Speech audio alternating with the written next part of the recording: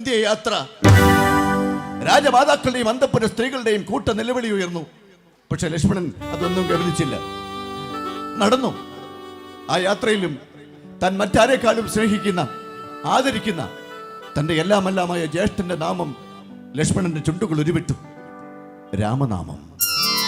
രാമ രാമ ജയ രാമ ഹരേ രാമ രാമ ശ്രീരാമ ഹരേ രാമ രാമ ജയ രാമ ഹരേ രാമ രാമ ശ്രീരാമ ഹരേ രാമ പാഹി മാം രാമ രാമ പാഹി മാം രാവണാന്തക വിഭോ രാമ രാമ പാഹി മാം രാമ പാഹി മാം രാമ രാമ പാഹി മാം രാവണാന്തക വിഭോ രാമ രാമ പാഹി മാം രാമ രാമ ജയ രാമ ഹരേ രാമ രാമ ശ്രീരാമ ഹരേ രാമ രാമ ജയ രാമ ഹരേ രാമ രാമ ശ്രീരാമ ഹരേ.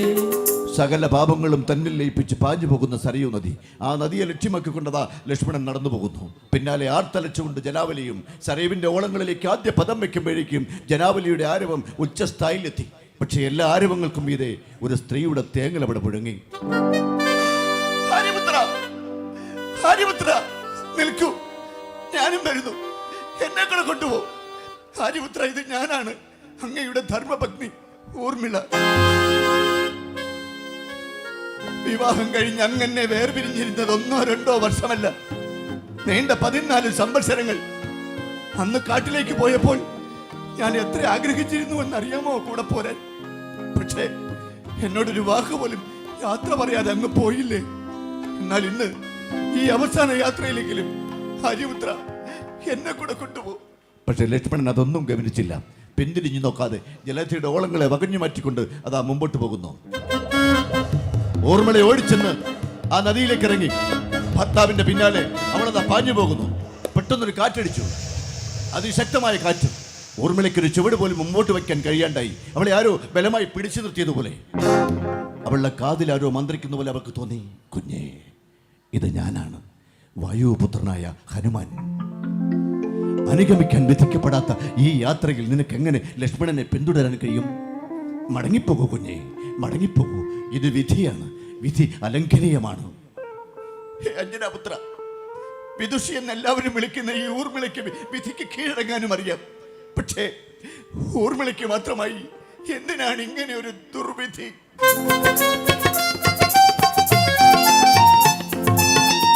ഊർമിള ഔരസരാജപുത്രി, രാമായണത്തിലെ ദുഃഖപുത്രി. ഊർമിള ഔരസരാജപുത്രി, രാമായണത്തിലെ ദുഃഖപുത്രി. ഭൂതകാലത്തിന്റെ വഴികളിറങ്ങി വാ ഊർമിള ഔരസരാജപുത്രി. ഭൂതകാലത്തിന്റെ പടികളിറങ്ങി വാ ഊർമിള ഔരസരാജപുത്രി. അസ്തമനത്തിന്റെ അരണ്ട വിളിച്ചു പകന്നിട്ടും ജനാവലി കൊട്ടാരമറ്റത്തു നിന്നോ സരയൂ നദിക്കരയിൽ നിന്നോ പോകാൻ കൂട്ടാക്കിയില്ല. കൊട്ടാരവും പരിസര പ്രദേശങ്ങളും ഇരുളിന്റെ കരിമ്പടക്കെട്ടിൽ അമരാൻ തുടങ്ങുകയായി. അതാ അന്തപുരത്തിന്റെ തെക്കേ ഗോപുരവാതിലിനോട് ചേർന്ന ഇടനാഴിയിൽ ഊർമിള നിൽക്കുന്നു.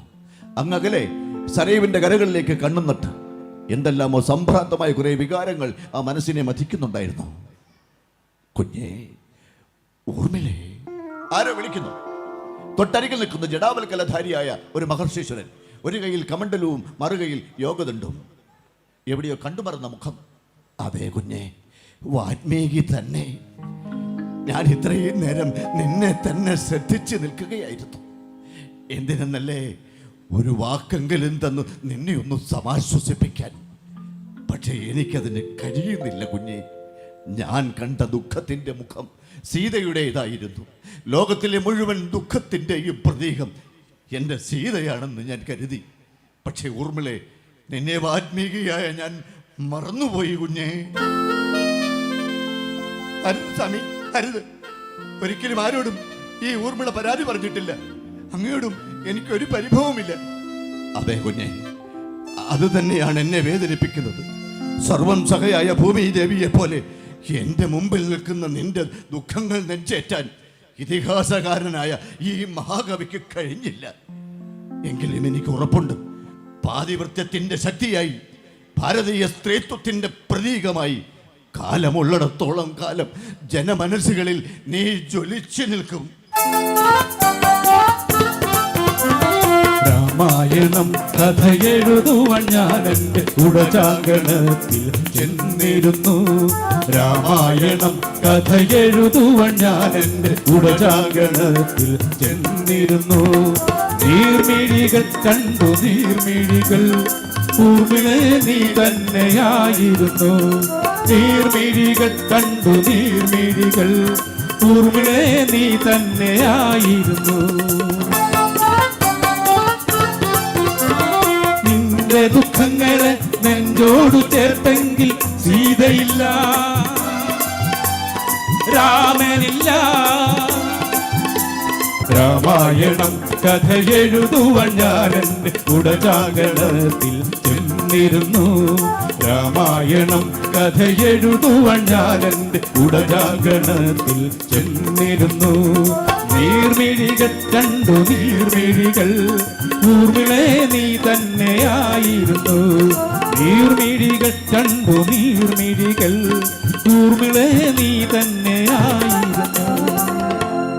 ബഹുമാന്യരെ, ആദികാവ്യമായ രാമായണം ആ പദം സൂചിപ്പിക്കുന്നത് പോലെ തന്നെ രാമന്റെ കഥയാണ്. കാമമോഹിതങ്ങളായ രണ്ട് ക്രപഞ്ച പക്ഷികളിൽ ഒന്നിനെ ഒരു വേടൻ അമ്പെഴുതി വീഴ്ത്തിയപ്പോൾ ആ രംഗം കണ്ടു നിന്ന വാൽമീകി മഹർഷിയുടെ അന്തരാത്മാവിൽ നിന്നും നിർഗളിച്ച ശാപവചസ്സുകൾ മാനിഷാദ പ്രതിഷ്ഠാം ത്വമഗമ ശാശ്വതീ സമ യത് ക്രൗഞ്ച മിഥുനാദേകം അവധിം കാമമോഹിതം. അല്ലയോ കാട്ടാള, കാമമോഹിതങ്ങളായ ക്രപഞ്ച പക്ഷികളിൽ ഒന്നിനെ അമ്പെഴുതി വീഴ്ത്തിയ നിന്റെ നാമം അനശ്വരമാകാതെ പോകട്ടെ. ആ ശാപവചസ്സുകൾ ആദികാവ്യമായിരുന്നു. ആ കാവ്യശകലത്തിൽ അന്തർഭവിച്ചിരുന്ന കഥ രാമകഥയും. രാമായണം എഴുതപ്പെട്ടിട്ട് ആയിരക്കണക്കിന് വർഷങ്ങൾ കഴിഞ്ഞിരിക്കുന്നു. എങ്കിലും അതിനോട് കിടന്നിരിക്കുന്ന ഒരു കൃതി പോലും ഇന്നേ വരെ വിശ്വസാഹിത്യത്തിൽ ഉണ്ടായിട്ടില്ല. 1000-ലധികം കഥകളും അതിലേറെ കഥാപാത്രങ്ങളുമുള്ള രാമായണം പോലെ ഒരു ഇതിഹാസ കഥയിൽ എല്ലാ കഥാപാത്രങ്ങൾക്കും ഒരുപോലെ മിഴിവാകാൻ കഴിഞ്ഞെന്ന് വരില്ല. എങ്കിലും വാൽമീകിയെപ്പോലൊരു കഥാകാരൻ ഒരിക്കലും വിസ്മരിച്ചുകൂടാത്തൊരു കഥാപാത്രമുണ്ട് രാമായണത്തിൽ. ഒരു പരിഭവവും ആരോടും പറയാതെ, ആരെക്കൊണ്ടും അരുതാത്തതൊന്നും പറയിക്കാതെ വിനീതമായ തൻ്റെ വേഷം ആടിക്കടന്നുപോയ ഒരു കഥാപാത്രം. ദുഃഖത്തിൻ്റെ മഹാസാഗരമുള്ളിൽ അലയടിക്കുമ്പോഴും ത്യാഗത്തിൻ്റെ മൂർത്തിമദ്ഭാവമായി മാറി നിന്ന ഒരു കഥാപാത്രം.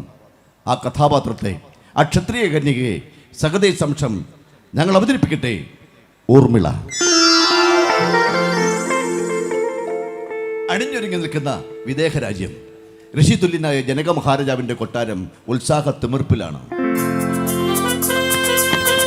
കൊടിതോരണങ്ങളും പുഷ്പമാല്യങ്ങളും കൊണ്ട് നാടും നഗരവും അലങ്കരിച്ചിരിക്കുന്നു. പുതുനിരത്തുകളിൽ കമാനങ്ങൾ ഉയർന്നിരിക്കുന്നു.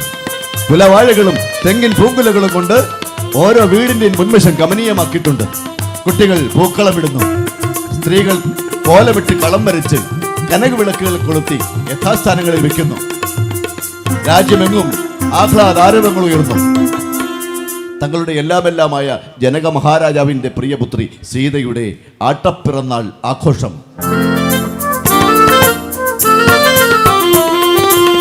ആറ്റക്കിളി പാടി ആതിരക്കിളി പാടി മൈഥിലി കുരുന്നിരുന്ന് ആട്ടത്തിരുന്നാൾ മംഗളം. ആറ്റക്കിളി പാടി ആതിരക്കിളി പാടി മൈഥിലി കുരുന്നിരുന്ന് ആട്ടത്തിരുന്നാൾ മംഗളം. സന്താനങ്ങളില്ലാതിരുന്ന ജനക മഹാരാജൻ ആചാര്യന്മാരുടെയും പുരോഹിത ശ്രേഷ്ഠന്മാരുടെയും നിർദ്ദേശമനുസരിച്ചൊരു യാഗം നടത്തി. ആചാര വിധിപ്രകാരം ആ യാഗശാല അഗ്നിക്ക് സമർപ്പിച്ച് യാഗഭൂമി ഉഴുതപ്പോൾ ഉഴവുചാലിൽ നിന്നും ഒരു പെട്ടി കിട്ടി. പെട്ടി തുറന്നപ്പോഴോ അതിനകത്ത് പുഞ്ചിരി പൊഴിച്ചുകൊണ്ട് കൈകാലിട്ടടിക്കുന്ന ഒരു ഓമന കുഞ്ഞ്. ഉഴവുചാൽ അഥവാ സീതയിൽ നിന്നും കിട്ടിയത് കൊണ്ട് അവൾ സീതയായി. സീതയുടെ ആട്ടപ്പിറന്നാൾ നാടൊട്ടുക്കും അത്യുത്സാഹപൂർവ്വം ആഘോഷിക്കുകയാണ്. പാട്ടും നൃത്തവുമായി ആളുകൾ തെരുവിൽ ഒത്തുകൂടുന്നു.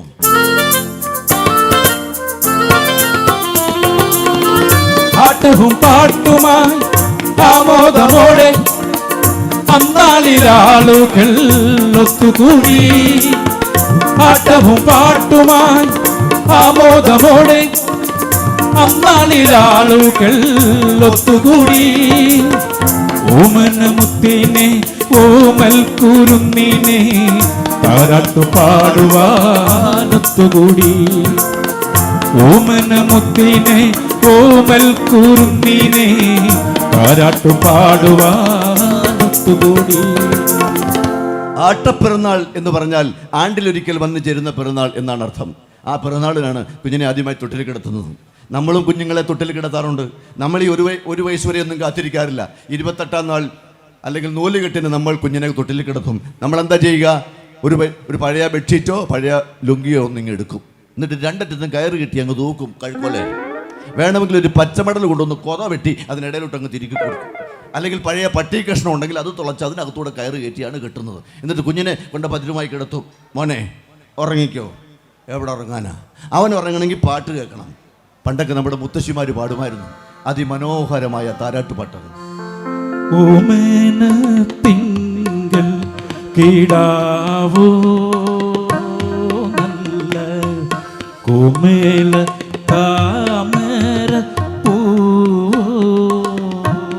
കാലം കഴിഞ്ഞപ്പോൾ ഈ താരാട്ടുപാട്ട് വിരയമ്മൻ തമ്മിയൊക്കെ നമ്മൾ മറന്നു. പകരം ചില സിനിമാ പാട്ടുകൾ സ്ഥാനം പിടിച്ചു. ചാഞ്ചാടിയാടി ഉറങ്ങു നീ, ചരിഞ്ഞാടിയാടി ഉറങ്ങു നീ, ആകാശത്തു ഞാലാടു നീ, കാണാക്കിന കണ്ടുറങ്ങു നീ. ഇപ്പൊ പിന്നെ ഈ തൊട്ടിലൊക്കെ നമുക്ക് ഇൻസ്റ്റന്റ് ആയിട്ട് കടയിൽ മേടിക്കാൻ കിട്ടും. വലിയൊരു സ്പ്രിങ്, അതിൻ്റെ അടുത്ത് ഒരു കമ്പി വളച്ച് പാവാട പോലെ ഒരു തുണി പിറ്റ് ചെയ്തിരിക്കുക. മനോഹരമായൊരു പേരാണ് കേട്ടോ ഈ തൊട്ടിലിൻ്റെ. പേര് കേൾക്കുമ്പോഴേ പിള്ളേർ ഉറങ്ങിക്കൊള്ളും. രാരീരം. പക്ഷെ ഒരു കുഴപ്പമുണ്ട്, അതിങ്ങനെ തെക്കുവട കാട്ടാൻ പറ്റുകയില്ല. എന്താ കാര്യം? വലിയ സ്പ്രിങ് അല്ലേ, അങ്ങനെ വലിച്ചു വിടണം. കിഴുക്കാൻ തൂക്കാണ് അതിൻ്റെ ആട്ടം. ഇങ്ങനെ വലിച്ചു വിടുമ്പോൾ ഒരു താളമുണ്ട്, ഒരു ശബ്ദമുണ്ട്. ആ ശബ്ദത്തിൻ്റെ താളത്തിനനുസരിച്ച് അമ്മമാർ പാടും.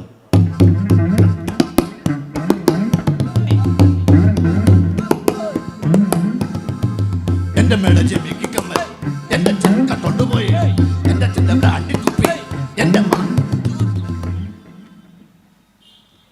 അപ്പന് കള്ളു കുടിക്കാൻ കാശില്ലാതെ വന്നപ്പോൾ അമ്മയുടെ കമ്മൽ പൊട്ടിച്ചുകൊണ്ട് പോയി ബ്രാൻഡി മേടിച്ചുകൊണ്ട് വന്നു. വാശിക്ക് അമ്മ എന്ത് ചെയ്തു? അപ്പൻ്റെ ബ്രാൻഡ് മുഴുവൻ കുടിച്ചങ്ങ് തീർത്തു. Best family. ഇതൊക്കെ കേട്ടാലേ നമ്മുടെ പിള്ളേർ ഉറങ്ങത്തുള്ളൂ. ഇതൊക്കെ നമ്മൾ സാധാരണക്കാരുടെ വീട്ടിലെ കാര്യങ്ങളാണ് പറയുന്നത്. പക്ഷേ ഞാൻ നേരത്തെ പറഞ്ഞത് രാജ്യം ഭരിക്കുന്ന പൊന്നുതമ്പുരാൻ്റെ കൊട്ടാരത്തിലെ കാര്യമാണ്. അവിടെ ഇത്തരം തൊട്ടിലൊന്നുമല്ല, ചന്ദനമരത്തിൽ കടഞ്ഞെടുത്ത കാലുകളുള്ള രത്നഖചിതമായ ബഹുവർണ്ണ തൊട്ടിൽ.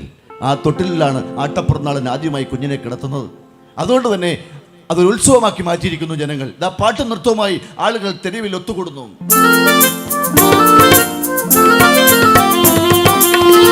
പാട്ടും പാട്ടുമായി ആമോദമോടെ അന്നാളിലാളുകൾ ഒത്തുകൂടി. ആട്ടവും പാട്ടുമായി ആമോദമോടെ അന്നാളിലാളുകൾ ഒത്തുകൂടി. ഓമനമുത്തിനെ കോമൽ കുരുന്നീനെ താരാട്ടു പാടുവാനൊത്തുകൂടി. ഓമനമുത്തിനെ കോമൽ കുരുന്നീനെ താരാട്ടു പാടുവാനൊത്തുകൂടി. മഹാരാജാവ് പരിവാര സമേതം ആസ്ഥാന മണ്ഡപത്തിലേക്ക് ആഗതനാക്കുന്നു. അനുജൻ കുശധ്വജനും ആചാര്യശ്രേഷ്ഠൻ യാജ്ഞവൽക്യ മുനിയും പുരോഗത ശ്രേഷ്ഠൻ ബ്രഹ്മർഷി സദാനന്ദനും കൂടെയുണ്ട്. അലങ്കാരങ്ങൾ വളരെ ക്ഷേമമായിട്ടുണ്ട്. നാടൊട്ടുക്കും സീതയുടെ ആട്ടപ്പിറന്നാൾ ജനങ്ങൾ ഉത്സവമായിട്ട് ആഘോഷിക്കുക. ശരിയാണ് മഹാമുനെ, ഈ മിഥിലാപുരിയാകെ ജനങ്ങൾ ഇന്നൊരു ഉത്സവം ആഘോഷിക്കുകയാണ്. അല്ല, മഹാരാജൻ എന്താ ആലോചിക്കുന്നത്? വളരെയധികം സന്തോഷിക്കേണ്ട സന്ദർഭമല്ലേ? എന്തോ വിഷമമുള്ളതുപോലെ. ശരിയാണ് മഹാമുനെ, നിറഞ്ഞ സന്തോഷമുണ്ട് നമുക്ക്. പക്ഷേ എന്താ ഒരു പക്ഷേ? പൂർണ്ണ ഗർഭിണിയായ റാണിക്ക് നല്ല സുഖമില്ല. കുഞ്ഞിനെ ആദ്യമായി തൊട്ടിൽ കിടത്താനുള്ള അവകാശം റാണിക്കാണല്ലോ. സാരമില്ല മഹാരാജൻ, മഹാറാണി ഇല്ലെങ്കിൽ എന്താ, അവിടുത്തെ തൃക്കൈയാൽ ആ കർമ്മം നിർവഹിക്കപ്പെടട്ടെ. പെട്ടെന്ന് പ്രധാന സജീവൻ അവിടെ ഓടിയെത്തി. മഹാരാജാവ് തിരുമനസ്സുകൊണ്ട് വിജയിച്ചാലും മഹാറാണി തിരുമനസ്സുകൊണ്ട് തിരുവയറൊഴിഞ്ഞു. അത് കേട്ടപ്പോൾ മഹാരാജാവിന് എന്തെന്നില്ലാത്ത ആശ്വാസം. എന്താ ഇത്ര ആശ്വസിക്കാൻ? മഹാറാണി തിരുമനസ്സുകൊണ്ട് ഒന്ന് വയറൊഴിഞ്ഞതിന് ഇത്രയും ആശ്വസിക്കാൻ വല്ലതുണ്ടോ? ഇത് കേട്ടാൽ തോന്നും മഹാറാണി കുറേ നാളായിട്ട് അതില്ലാതിരിക്കുമായിരുന്നു അല്ലേ? മഹാറാണി തിരുമനസ്സുകൊണ്ട് തിരുവയറൊഴിഞ്ഞു എന്ന് പറഞ്ഞാൽ റാണിക്ക് വയറിളകുന്നാണോ അർത്ഥം? അല്ല, മഹാറാണി തിരുമനസ്സുകൊണ്ട് ഒരു കുഞ്ഞിന് ജന്മം കൊടുത്തിരിക്കുന്നു. അതൊക്കെ അങ്ങനെ ഈ ഗ്രേഡ് അനുസരിച്ച് ഇതൊക്കെ പറയാൻ പറ്റുള്ളൂ. ആ തെക്കേലെ ചിന്ന പെറ്റു, നമുക്ക് കാര്യം പറ്റി കിട്ടി. കുറച്ചുകൂടെ ഗ്രേഡ് കൂടിയ ആളാണെങ്കിൽ ആ സാവിത്രി കുഞ്ഞ്, കിഴക്കേലെ സാവിത്രി കുഞ്ഞ് പ്രസവിച്ചു. ഒരിക്കലും പ്രസവിക്കാത്ത ചില ആളുകളുണ്ട്. മോളിക്കുട്ടിയുടെ ഡെലിവറി ഇന്നലെ കഴിഞ്ഞു. എൻ്റെ ഒരു സുഹൃത്തുണ്ട്, കമ്പ്യൂട്ടർ എഞ്ചിനീയറാണ്. അപ്പോൾ കഴിഞ്ഞ ദിവസം വന്ന് എന്നോട് പറഞ്ഞത് എങ്ങനെയാണെന്നറിയോ? സാറേ, മിനിയാന്ന് സൗദാമിനി ഡൗൺലോഡ് ചെയ്തു. അപ്പോൾ ഗ്രേഡ് അനുസരിച്ചാണ് ഇതൊക്കെ പറയുന്നത്. ഇത് ഈ ജനിച്ചാൽ മാത്രമല്ല കേട്ടോ, മരിച്ചാലും അങ്ങനെ. ആ കോളനിയിലെ മൂപ്പറുണ്ടല്ലോ, ചത്തുപോയി. കുറച്ചുകൂടെ ഗ്രേഡ് കൂടിയ ആളാണെങ്കിലോ, കിഴക്കമ്പാട്ട നാരായണൻ നമ്പ്യാർ മരിച്ചു. ഇനി ഒരിക്കലും മരിക്കാത്ത ചില ആൾക്കാരുണ്ട്, മഹാരാജാക്കന്മാർ. അവർ നാട് നീങ്ങത്തേ ഉള്ളൂ. മഹാരാജാവ് തിരുമനസ്സുകൊണ്ട് നാടങ്ങ് നീങ്ങി. മഹാരാജാവ് തിരുമനസ്സുകൊണ്ട് തീപ്പെട്ടിയല്ല, തീപ്പെട്ടു. അല്ലെങ്കിൽ ഇഹലോകവാസം വെടിഞ്ഞു, അങ്ങനെ ഞാൻ പറയാം. ഇനി സന്യാസിമാരാണെങ്കിലോ സമാധാനമായില്ല, നിങ്ങൾക്ക് സമാധിയായി, അങ്ങനെ പറയാ. സന്യാസി ഈ പട്ടിയും പൂച്ചയൊക്കെ ആണെങ്കിലോ നല്ല ഒന്നാന്തരം അൽസേഷൻ പട്ടിയാണ്, മരിച്ചുപോയി എന്നാരെങ്കിലും പറയാറുണ്ടോ? 14 ലിറ്റർ കറക്കുന്ന ജേഴ്സി പശു ദിവംഗതയായി പറയാറുണ്ടോ? ഇല്ല, അത് ചത്തു എന്നതല്ല പറയണം. ആനയാണെങ്കിലോ മറിഞ്ഞു പോയെന്നത് കിടക്കുന്നു. ആനയാണെങ്കിൽ ചെരിഞ്ഞു, അല്ലേ? ചത്തുവെന്നും പറയാൻ പറ്റില്ല, മരിച്ചു എന്നും പറയുമ്പോൾ ആന ചെരിഞ്ഞു എന്നാണ് പറയുന്നത്. അപ്പോൾ ഗ്രേഡ് അനുസരിച്ചാണ് ഇത്തരം കാര്യങ്ങളൊക്കെ പറയുന്നത്. രാജ്യം ഭരിക്കുന്ന പൊന്നുതമ്പുരാൻ്റെ തമ്പുരാട്ടിയാണ് പ്രസവിച്ചത്. അതുകൊണ്ടാണ് മന്ത്രിപ്രവരൻ ഓടി വന്ന് പറഞ്ഞത്, മഹാരാജാവ് തിരുമനസ്സുകൊണ്ട് വിജയിച്ചാലും മഹാറാണി തിരുമനസ്സുകൊണ്ട് തിരുവയറൊഴിഞ്ഞു. സീത തമ്പുരാട്ടിയെ പോലെ അതിസുന്ദരിയായ ഒരു പെൺകുഞ്ഞ്. അത് കേട്ടപ്പോഴാണ് രാജാവിന് ആശ്വാസമായത്. രാജമൊട്ടുക്കും ആട്ടപ്പിറന്നാൾ ആഘോഷിക്കുമ്പോൾ ഈറ്റില്ലത്തിൽ ആസന്ന പ്രസവിയായ മഹാറാണി ഈറ്റില്ലത്തിൽ കഴിയുകയായിരുന്നു. ഒരു കുഞ്ഞിക്കാല് കാണാൻ എത്രയോ കാലം കാത്തിരുന്നു. പൂജകൾ നടത്തി, വ്രതങ്ങൾ നോറ്റു, യാഗം നടത്തി. അങ്ങനെയാണ് സീതയെ ലഭിച്ചത്. പക്ഷേ 10 മാസം ചുമന്ന് നൊന്ത് പ്രസവിച്ചത് ഇപ്പോഴാണ്. അങ്ങനെ 10 മാസം ചുമന്ന് നൊന്ത് പ്രസവിച്ചതിൽ മഹാറാണി എത്രമാത്രം സന്തോഷിക്കണം. എന്നാൽ ആ സന്തോഷത്തെക്കാളധികം റാണിക്കുണ്ടായത് സീതയുടെ ആട്ടപ്പിറന്നാൾ ആഘോഷത്തിൽ പങ്കെടുക്കാൻ കഴിയാഞ്ഞതിലുള്ള ദുഃഖമായിരുന്നു. സംവത്സരങ്ങൾ നീണ്ടുനിന്ന തീവ്ര അഭിലാഷത്താലും കഠിന വ്രതാനുഷ്ഠാനത്താലും ഇപ്പോൾ കൈവന്ന മാതൃത്വത്തെ അറിഞ്ഞോ അറിയാതെയോ മഹാറാണി ശപിച്ചിട്ടുണ്ടാവും. ഒരു ദിവസം മുമ്പോ പിമ്പോ ഈ കുഞ്ഞിനെ ഒന്ന് പിറക്കമായിരുന്നില്ലേ? ഒരു മാത്ര കൂടി, ഒരു യാമം കൂടി, എന്തേ കാത്തു നിന്നില്ല? ഒരു മാത്ര കൂടി, ഒരു യാമം കൂടി, എന്തേ കാത്തു നിന്നില്ല? നീ എന്തേ കാത്തു നിന്നില്ല? ഭിന്നയായില്ലേ പൊന്നുമണി, നിന്റെ അമ്മയ്ക്ക് ദുഃഖമായില്ലേ? ഭിന്നയായില്ലേ പൊന്നുമണി, നിന്റെ അമ്മയ്ക്ക് ദുഃഖമായില്ലേ? അമ്മയ്ക്ക് ദുഃഖമായില്ലേ? രാജമൊട്ടുക്കും രാജാതിർത്തിക്ക് അപ്പുറത്തേക്കും പറന്നു ചെല്ലേണ്ട ആ കുഞ്ഞിൻ്റെ ജനന വൃത്താന്തം ആഴ്ചകളോളം കൊട്ടാര ചുവരുകൾക്കുള്ളിൽ തന്നെ ഒതുങ്ങി നിന്നു. സ്വന്തം രക്തത്തിൽ പിറന്ന കുഞ്ഞിനെ ഒരു നോക്ക് കാണാൻ ചക്രവർത്തി തിരുമനസ് പോലും എഴുന്നള്ളിയില്ല. പ്രിയതമനെ കാണാനുള്ള അടങ്ങാത്ത അഭിവാഞ്ചയിൽ മനം നൊന്ന മഹാറാണി ചോദിച്ചു, തോഴി, ചക്രവർത്തി തിരുമനസ്സുകൊണ്ട് എന്താ എഴുന്നള്ളാത്തത്? ആ സ്വരം കേട്ടിട്ട് തന്നെ എത്ര കാലമായി. ആ തിരുമുഖം ഒന്ന് കാണാൻ ഞാനിനി എന്ത് സുഹൃത്തുവാ ചെയ്യേണ്ടത്? മഹാറാണി സമാധാനപ്പെട്. മഹാരാജാവ് തിരുമനസ്സുകൊണ്ട് സീതാദേവിയുടെ ആട്ടപ്പിറന്നാൾ ആഘോഷം കഴിഞ്ഞ് രാജ്യകാര്യത്തിൻ്റെ തിരക്കിലാണ്. ശരിയാ, രാജ്യകാര്യങ്ങളൊക്കെ മാറ്റിവെച്ച് ഇങ്ങോട്ട് എഴുന്നള്ളാനും മാത്രം.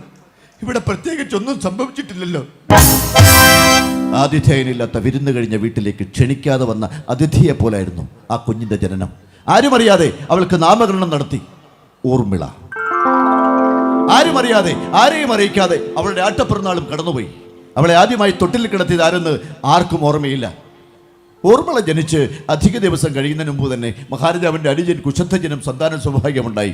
2 പെൺകുട്ടികൾ, മാണ്ഡവിയും ശുദ്ധകീർത്തിയും. ഊർമിളയ്ക്കിപ്പോൾ 5 വയസ്സായിരിക്കുന്നു. അവളെ എഴുത്തിനിരുത്താൻ സമയമായി. സീത 1 വർഷം മുമ്പേ പഠിക്കാൻ തുടങ്ങിയിരുന്നു. ഇനിയിപ്പോൾ എനിക്കും ജ്യേഷ്ഠത്തിക്കും കൂടെ ഒരുമിച്ച് ഗുരുകുലത്തിൽ പോകാം. ആ വിചാരം അവളെ ഏറെ ആനന്ദിപ്പിച്ചു. അപ്പോൾ അമ്മ പറഞ്ഞു, ഇളയച്ചൻ്റെ കുട്ടികളും നാളെ മുതൽ പഠിക്കാൻ വരുന്നുണ്ട്. ഇനിയിപ്പോൾ 4 പേർക്കും കൂടെ ഒന്നിച്ചാവാം, പഠനവും കളിയും എല്ലാം. പെട്ടെന്നാണ് മഹാരാജാവ് അവിടേക്ക് കടന്നു വന്നത്. കുട്ടികൾ 2 പേരും ഓടിച്ചെന്ന് അച്ഛൻ്റെ 2 കൈകളിലും തൂങ്ങി. ഊർമിള ചോദിച്ചു, അച്ഛാ അച്ഛാ, എന്നെ കൊണ്ടുപോകുന്നില്ലേ ഗുരുകുലത്തിൽ പഠിക്കാൻ? മകളെ, നിന്നെ അമ്മ കൊണ്ടുപോകും. ആചാര്യ ഗാർഗി മാതാവ് പറയുന്നത് പോലെ കേട്ട് പഠിച്ച് മിടുക്കിയാവണം. നിന്റെ ജ്യേഷ്ഠത്തെ കണ്ടു പഠിക്കണം സീതയെ. അവൾ നന്നായി പഠിക്കുമെന്ന് ഗാർഗി മാതാവും മൈത്രേയി മാതാവും എപ്പോഴും പറയാറുണ്ട്. അപ്പോൾ സീത പറഞ്ഞു, അച്ഛാ അച്ഛാ, ഈ ഊർമിളയില്ലേ മഹാഗേമിയ. ഞാൻ ഒരു വർഷം കൊണ്ട് പഠിച്ചതൊക്കെ ഇപ്പൊ അവക്ക് മനപ്പാഠമാണ്. ഞാൻ ഉറക്കെ ഉരുവിട്ടുകൊണ്ടിരിക്കുമ്പോൾ ഇവൾ അടുത്ത് വന്നിരുന്ന് ശ്രദ്ധിക്കും. അങ്ങനെ പാഠങ്ങളെല്ലാം അവൾ മനപ്പാഠമാക്കി കഴിഞ്ഞു. എന്ത് പാഠങ്ങൾ മനപ്പാഠമാക്കിയെന്നോ? പഠിക്കുന്നതിന് മുമ്പ് തന്നെ പാഠങ്ങൾ സ്വയം മനപ്പാഠമാക്കുന്നു. ഒന്നും തെറ്റായി സ്വയം പഠിക്കരുത്. എല്ലാം ഗുരുമുഖത്തു നിന്ന് വേണം അഭ്യസിക്കാൻ. ഓർമ്മലയുടെ മുഖം മാടി. എന്താ കുറ്റം ചെയ്തവളെ പോലെ അവൾ തല ഉരിച്ചു തന്നു. പ്രിയമുള്ളവരെ, ഒറ്റ ഞെട്ടൽ വിരിഞ്ഞ 4 പൂക്കൾ പോലെ ആ കുമാരിമാർ കൊട്ടാരത്തിൽ കഴിഞ്ഞു. എപ്പോഴും അവർ ഒരുമിച്ച് കാണുകയുള്ളൂ. ഒരുമിച്ച് ഉറങ്ങും, ഒരുമിച്ച് എഴുന്നേൽക്കും. കളിയും ചിരിയും ഭക്ഷണവും പഠനവും എല്ലാം ഒരുമിച്ചാണ്.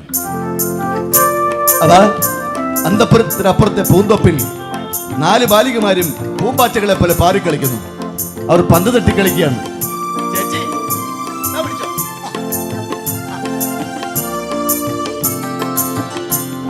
പക്ഷെ പെട്ടെന്നാണ് അത് സംഭവിച്ചത്. കിളിവാതിനുള്ളിലൂടെ പന്ത് കൊട്ടാരക്കെട്ടിനകത്തേക്ക് ചെന്ന് വീണു. മാണ്ടു, കീർത്തി, നിങ്ങൾ ഇവിടെ നില്ല്, ഞങ്ങൾ പന്തെടുത്തോണ്ട് വരാം. സീതയും ഊർമിളയും പന്തെടുക്കാൻ വേണ്ടി അകത്തേക്കോടി. അകത്ത് വിശാലമായൊരു തളത്തിലേക്കാണ് ആ പന്ത് ചെന്ന് വീണത്. അത് നിസാരപ്പെട്ട സ്ഥലമല്ല. ആ രാജവംശത്തിന് തലമുറകൾക്ക് മുമ്പേ ബ്രഹ്മാവിൽ നിന്നും പാരിതോഷികമായി കിട്ടിയ പള്ളിവില്ല് സൂക്ഷിക്കുന്ന സ്ഥലമാണ്. ആ വില്ലിന്റെ പേര് ത്രയംബകം. സാക്ഷാൽ പരമശിവൻ ആ വില്ലെടുത്ത് യുദ്ധം ചെയ്ത് അനേകം അസുരന്മാരെ നിഗ്രഹിച്ചിട്ടുണ്ടത്രേ. അതുകൊണ്ടാണ് അത് ഈശ്വര ജാപമായത്. ആ ശൈവജാപം സാധാരണ മനുഷ്യർക്ക് എടുത്തുയർത്താൻ സാധ്യമല്ല. അതിബലവാന്മാരായ അനേകം ഭടന്മാരെ കൊണ്ടാണ് ആണ്ടിലൊരിക്കൽ ജാപപൂജയ്ക്കായി ഇത് പുറത്തേക്കെടുക്കുക.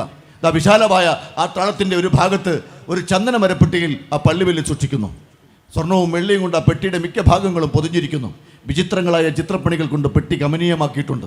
തെളിഞ്ഞു കത്തുന്ന ഭദ്രദീപങ്ങൾക്ക് നടുവിൽ പുഷ്പമാലകൾ കൊണ്ട് അലങ്കരിച്ചു വെച്ചിരിക്കുന്നു ആ ചന്ദന മരപ്പെട്ടി. സീതയും ഊർമിളയും പന്ത് തേടിയെത്തിയത് ആ തളത്തിലേക്കാണ്. ചേച്ചി, ദാ പന്ത്. എവിടെ? ദാ പെട്ടിക്കടി, ഞാൻ എടുക്കാം. അവൾ കാൽമുട്ടുകൾ നിലത്തൂന്നി നിന്ന് പന്തെടുക്കാൻ ശ്രമിക്കുന്നു. ചേച്ചി, എടുക്കാൻ പറ്റുന്നില്ല. ഈ പെട്ടിയൊന്ന് പിടിച്ചെടുത്ത് എങ്കിൽ ഞാൻ എടുക്കാം. സീതാദേവി തൻ്റെ കുഞ്ഞിക്കൈകൾ കൊണ്ട് ഭാരമേറിയ ആ ചന്ദന മരപ്പെട്ടിയുടെ ഒരു ഭാഗം മെല്ലെ പിടിച്ചുയർത്താൻ ശ്രമിച്ചു. അത്ഭുതം! അതിബലവാന്മാരായ ഭടന്മാർക്ക് പോലും ഉയർത്താൻ സാധിക്കാത്ത ശൈവജാപം സൂക്ഷിക്കുന്ന ചന്ദന മരപ്പെട്ടി ഇതാ സീത തൻ്റെ കുഞ്ഞിക്കൈകൾ കൊണ്ട് മെല്ലെ പിടിച്ചുയർത്തിയിരിക്കുന്നു. ഊർമിള പെട്ടെന്ന് പെട്ടിക്കടിയിലേക്ക് നോണ് കയറി പന്തെടുക്കുന്നു. പക്ഷേ ആ പെട്ടിയുടെ ഭാരം താങ്ങാൻ സീതാദേവിയുടെ കുഞ്ഞിക്കൈകൾക്കായില്ല. സീതയുടെ കൈകൾ കുഴഞ്ഞു. പെട്ടി അല്പാൽപമായി കീഴ്പോട്ട് താഴെ തുടങ്ങി. ഊർമിള, എനിക്കിത് താങ്ങാൻ പറ്റുന്നില്ല, ഒന്ന് വേഗം. പെട്ടി ഊർമിളയുടെ ദേഹത്ത് തൊട്ടു തുടങ്ങി. ഇരു കൈകളും നിലത്തൂന്നി പുറം കൊണ്ട് പെട്ടിയെ താങ്ങിക്കൊണ്ട് ഊർമിള ചോദിച്ചു, എന്താ ഇത്? കൈക്ക് തീരെ ബലമില്ലേ? നന്നായി പിടിച്ചുയർത്ത്, ഞാൻ താങ്ങിത്തരാം. വിയർപ്പ് കൊണ്ട് വഴുതി തുടങ്ങിയ കരങ്ങൾ തുടച്ച് സീത വീണ്ടും ആ പെട്ടി മെല്ലെ പിടിച്ചുയർത്തി. അതിവേഗം പന്തുമെടുത്ത് ഊർമിള പുറത്തേക്ക് വന്നു. അവിചാരിതമായി അവിടേക്ക് കടന്നു വന്ന മഹാരാജാവ് ഈ കാഴ്ച കണ്ട് സ്തബ്ധനായി. അതിബലവാന്മാരായ ഭടന്മാർക്ക് പോലും ഉയർത്താൻ സാധിക്കാത്ത ശൈവജാപം സൂക്ഷിക്കുന്ന ചന്ദന മരപ്പെട്ടി ഇതാ സീത തന്റെ കുഞ്ഞിക്കൈകൾ കൊണ്ട് മെല്ലെ പിടിച്ചുയർത്തിയിരിക്കുന്നു. മഹാരാജാവ് ആ പള്ളിവില്ലിനെ സാഷ്ടാംഗം പ്രണമിച്ചു. ചന്ദ്രകലാധര ശൈലേശ്വര കൺമുന്നിൽ മിന്നുമിക്കായക ദർശനം സായൂജ സന്ദായകം എന്നും സായൂജ സന്ദായകം. ചന്ദ്രകലാധര ശൈലേശ്വര കൺമുന്നിൽ മിന്നുമിക്കായക ദർശനം സായൂജ സന്ദായകം എന്നും സായൂജ സന്ദായകം. ഉൾപുളകം കൊള്ളും പാത്രകളിൽ നിർവാണ സുഖമറിയും ഞാൻ നിർലീന ചിത്തനാകും. ഉൾപുളകം കൊള്ളും പാത്രകളിൽ നിർവാണ സുഖമറിയും ഞാൻ നിർലീന ചിത്തനാകും.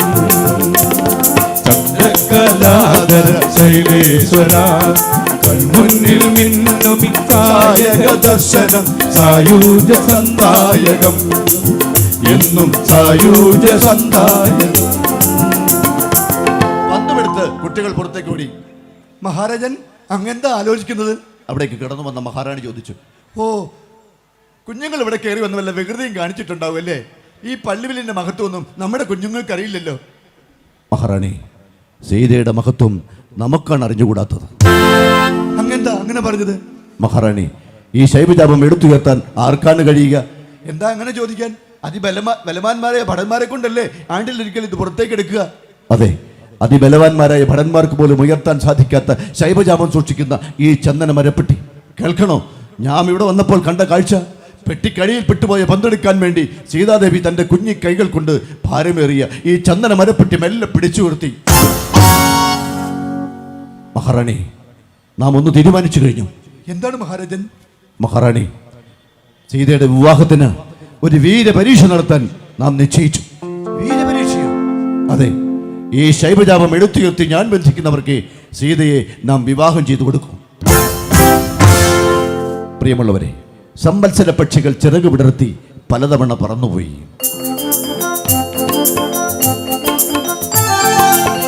കാലത്തിൻ ചില്ലകൾ പൂത്തു പലവട്ടം, വേനൽ വസന്തം പലതു വന്നു. കാലത്തിൻ ചില്ലകൾ പൂത്തു പലവട്ടം, വേനൽ വസന്തം പലതു വന്നു. ജനകാത്മജയും സോദരിമാരും കല്യാണ പ്രായമണഞ്ഞല്ലോ. ജനകാത്മജയും സോദരിമാരും കല്യാണ പ്രായമണഞ്ഞല്ലോ.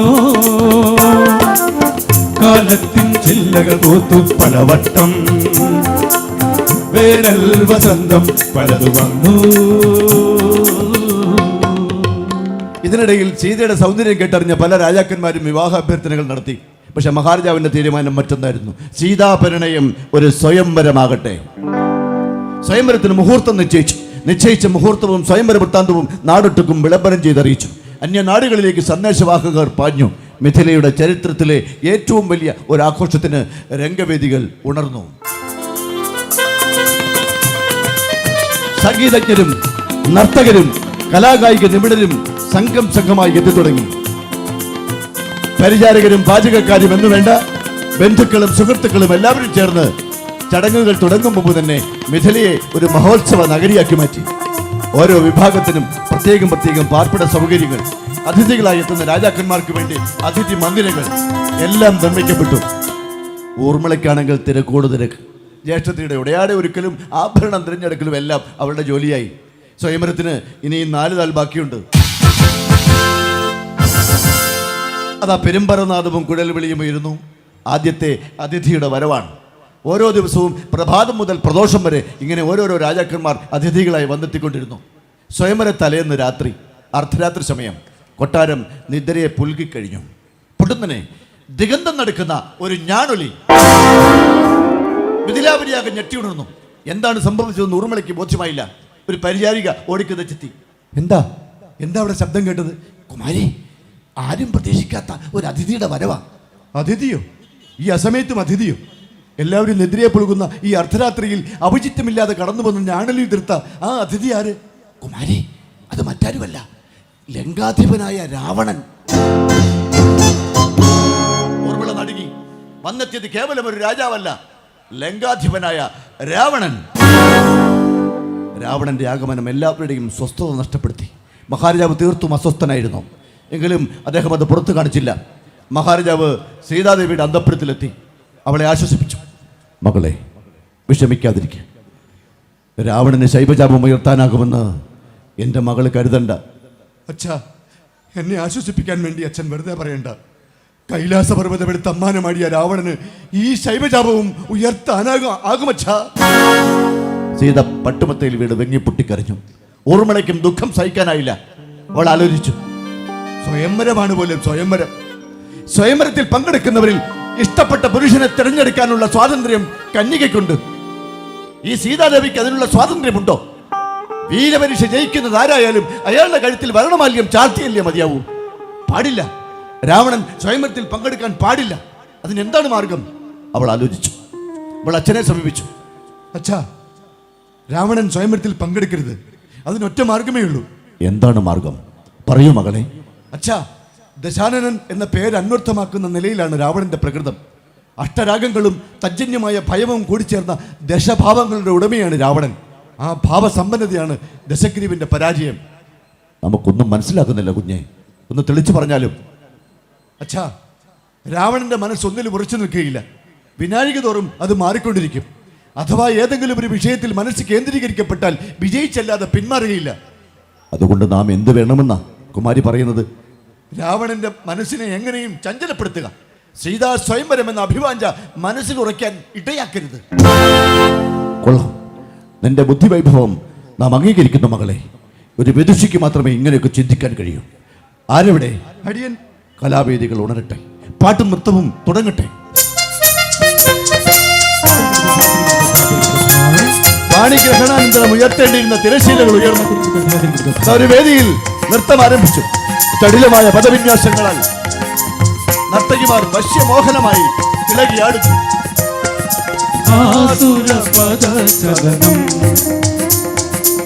ആപാദമധുരം മൃദുചലനം, ആസുരപദചലനം, ആപാദമധുരം മൃദുചലനം, സംഗയാമത്തിൻ സംഗീതഗംഗയിൽ തുടിയുണർത്തും താണ്ഡവം, സംഗയാമത്തിൻ സംഗീതഗംഗയിൽ തുടിയുണർത്തും താണ്ഡവം, ആസുരപദചലനം, ആപാദമധുരം മൃദുചലനം, ആസുരപദചലനം,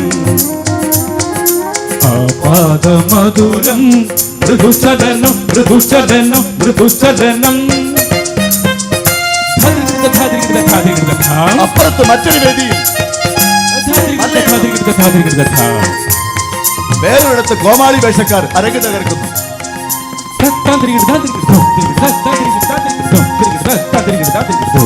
വരസുരതകളായ ലാവണ്യവതികൾ മധുചഷകങ്ങളുമായി രാവണൻ പാർക്കുന്ന അന്തപുരത്തിലേക്ക് മെല്ലെ നടന്നു പോകുന്നു. പക്ഷേ രാവണൻ ഒരു പ്രലോഭനങ്ങൾക്കും വഴിപ്പെട്ടില്ല. വരസുരതകളായ വരാങ്കിമാർ പരാജിതരായി. ഉടയാടകൾ ഉരിഞ്ഞെറിഞ്ഞ അവരുടെ നഗ്ന സൗന്ദര്യം നിശാചരനെ തെല്ലും വശീകരിച്ചില്ല. സ്വയംവര ദിനം പുലർന്നു. ശൈവജാപം സ്വയംവര മണ്ഡപത്തിലേക്ക് ആനയിക്കുന്നു. മഹാരാജാവ് പരിവാര സമേതം സീതാദേവിയുടെ അന്തഃപുരത്തിലെത്തി. മകളെ, മുഹൂർത്തമെടുത്തു. മണ്ഡപത്തിലേക്ക് വരാൻ സമയമായി. അച്ഛാ, ദയവായി മണ്ഡപത്തിലേക്ക് വരാൻ എന്നെ നിർബന്ധിക്കരുത്. അതെങ്ങനെ മകളെ? കന്യക മണ്ഡപത്തിലെത്താതെ സ്വയംവരമുണ്ടോ? അച്ഛാ, ഇവിടെ എന്ത് സ്വയംവരമാണ് നടക്കുന്നത്? ഊർമിള പറഞ്ഞതുപോലെ സ്വയംവരത്തിൽ പങ്കെടുക്കുന്നവരിൽ ഇഷ്ടപ്പെട്ട പുരുഷനെ തിരഞ്ഞെടുക്കാനുള്ള സ്വാതന്ത്ര്യം കന്യകയ്ക്കുണ്ട്. ഈ സീതയ്ക്ക് ആ സ്വാതന്ത്ര്യമുണ്ടോ? വീരപരീക്ഷ ജയിക്കുന്നത് ആരായാലും അയാളുടെ കഴുത്തിൽ ഞാൻ വർണ്ണമാല്യം ചാർത്തിയല്ലേ മതിയാവൂ. എന്റെ ഇഷ്ടാനിഷ്ടങ്ങൾക്ക് എന്ത് പ്രസക്തിയാണുള്ളത്? പിന്നെ എന്തിന് ഞാൻ അവിടെ വന്ന് നിൽക്കണം? വയ്യച്ഛ, വയ്യ. പട്ടമഹിഷിക്ക് സഭജ്ഞമാരെ തേടിയെത്തിയ ഈ രാജാക്കന്മാരുടെ തറയ്ക്കുന്ന നോട്ടങ്ങൾക്ക് മുമ്പിൽ വന്ന് നിൽക്കാൻ ഈ സീതയ്ക്കാവില്ല. അവൾ പട്ടുമത്തയിൽ വീണ് വെങ്ങി പൊട്ടിക്കരഞ്ഞു. സീതേ, അച്ഛനെ വിഷമിപ്പിക്കരുത് കുഞ്ഞെ, മഹാറാണി പറഞ്ഞു. ഇല്ലമ്മേ, അച്ഛനെ വിഷമിപ്പിക്കാൻ വേണ്ടി പറഞ്ഞതല്ല. ഞാനും ഊർമിളയും മണ്ഡപത്തിനപ്പുറത്തെ രഹസ്യ അറയിൽ ഇരുന്നോളാം. ആരെങ്കിലും വീരപരീക്ഷ ജയിച്ചാൽ അതാരുമാകട്ടെ, വൃദ്ധനായ രാജാവോ രാക്ഷസനായ രാവണനോ ആരായാലും അടുത്ത നിമിഷം വർണ്ണമാല്യവുമായി ഈ ഊർമിള മണ്ഡപത്തിൽ എത്തിക്കൊള്ളാം. മഹാരാജാവ് പിന്നെ നിർബന്ധിച്ചില്ല, അടങ്ങിപ്പോയി. മത്സരം ആരംഭിക്കുകയായി. വീരന്മാരായ രാജാക്കന്മാർ യഥാസ്ഥാനങ്ങളിൽ ഉപവിഷ്ടരായി. ആദ്യത്തെ ഊഴം അവന്തിയിലെ രാജാവിനായിരുന്നു. ആ പള്ളിവില്ലിൽ സൂക്ഷിക്കുന്ന ചന്ദന മരപ്പെട്ട് തുറക്കപ്പെട്ടു. അവന്തിയിലെ രാജാവ് മെല്ലെ എഴുന്നേറ്റു. എന്നിട്ട് ഗമയിൽ എല്ലാവരെയും നോക്കി. ഇതൊക്കെ നിസ്സാര കാര്യമല്ലേ ഉള്ളൂ. അങ്ങനെ നിസ്സാര ഭാവത്തിൽ അദ്ദേഹം ആ വില്ലിനടുത്തെത്തി. എന്നിട്ട് വില്ലിലേക്കൊന്ന് നോക്കി. പേടിച്ചുപോയി. എന്തൊരു വലിപ്പം! ചിക്കൻ കുനിയാ പിടിച്ച് നടു ഒളുക്കിയിരിക്കുക. സ്വന്തമായിട്ടുള്ള വില്ല് പൊങ്ങുന്നില്ല, പിന്നെയല്ലേ ഈ പള്ളി വില്ല്. അദ്ദേഹം തിരിഞ്ഞൊരൊറ്റ ഓട്ടം. ഒരു കൂട്ടച്ചിരി അവിടെ മുഴങ്ങി. അരുത്! അലർച്ച കേട്ട് എല്ലാവരും ഞെട്ടിത്തിരിഞ്ഞു നോക്കി. ലങ്കാധിപൻ രാവണൻ കന്യക മണ്ഡപത്തിലെത്താതെ ആരും പള്ളിവില്ല് ഉയർത്താൻ മുതിരരുത്.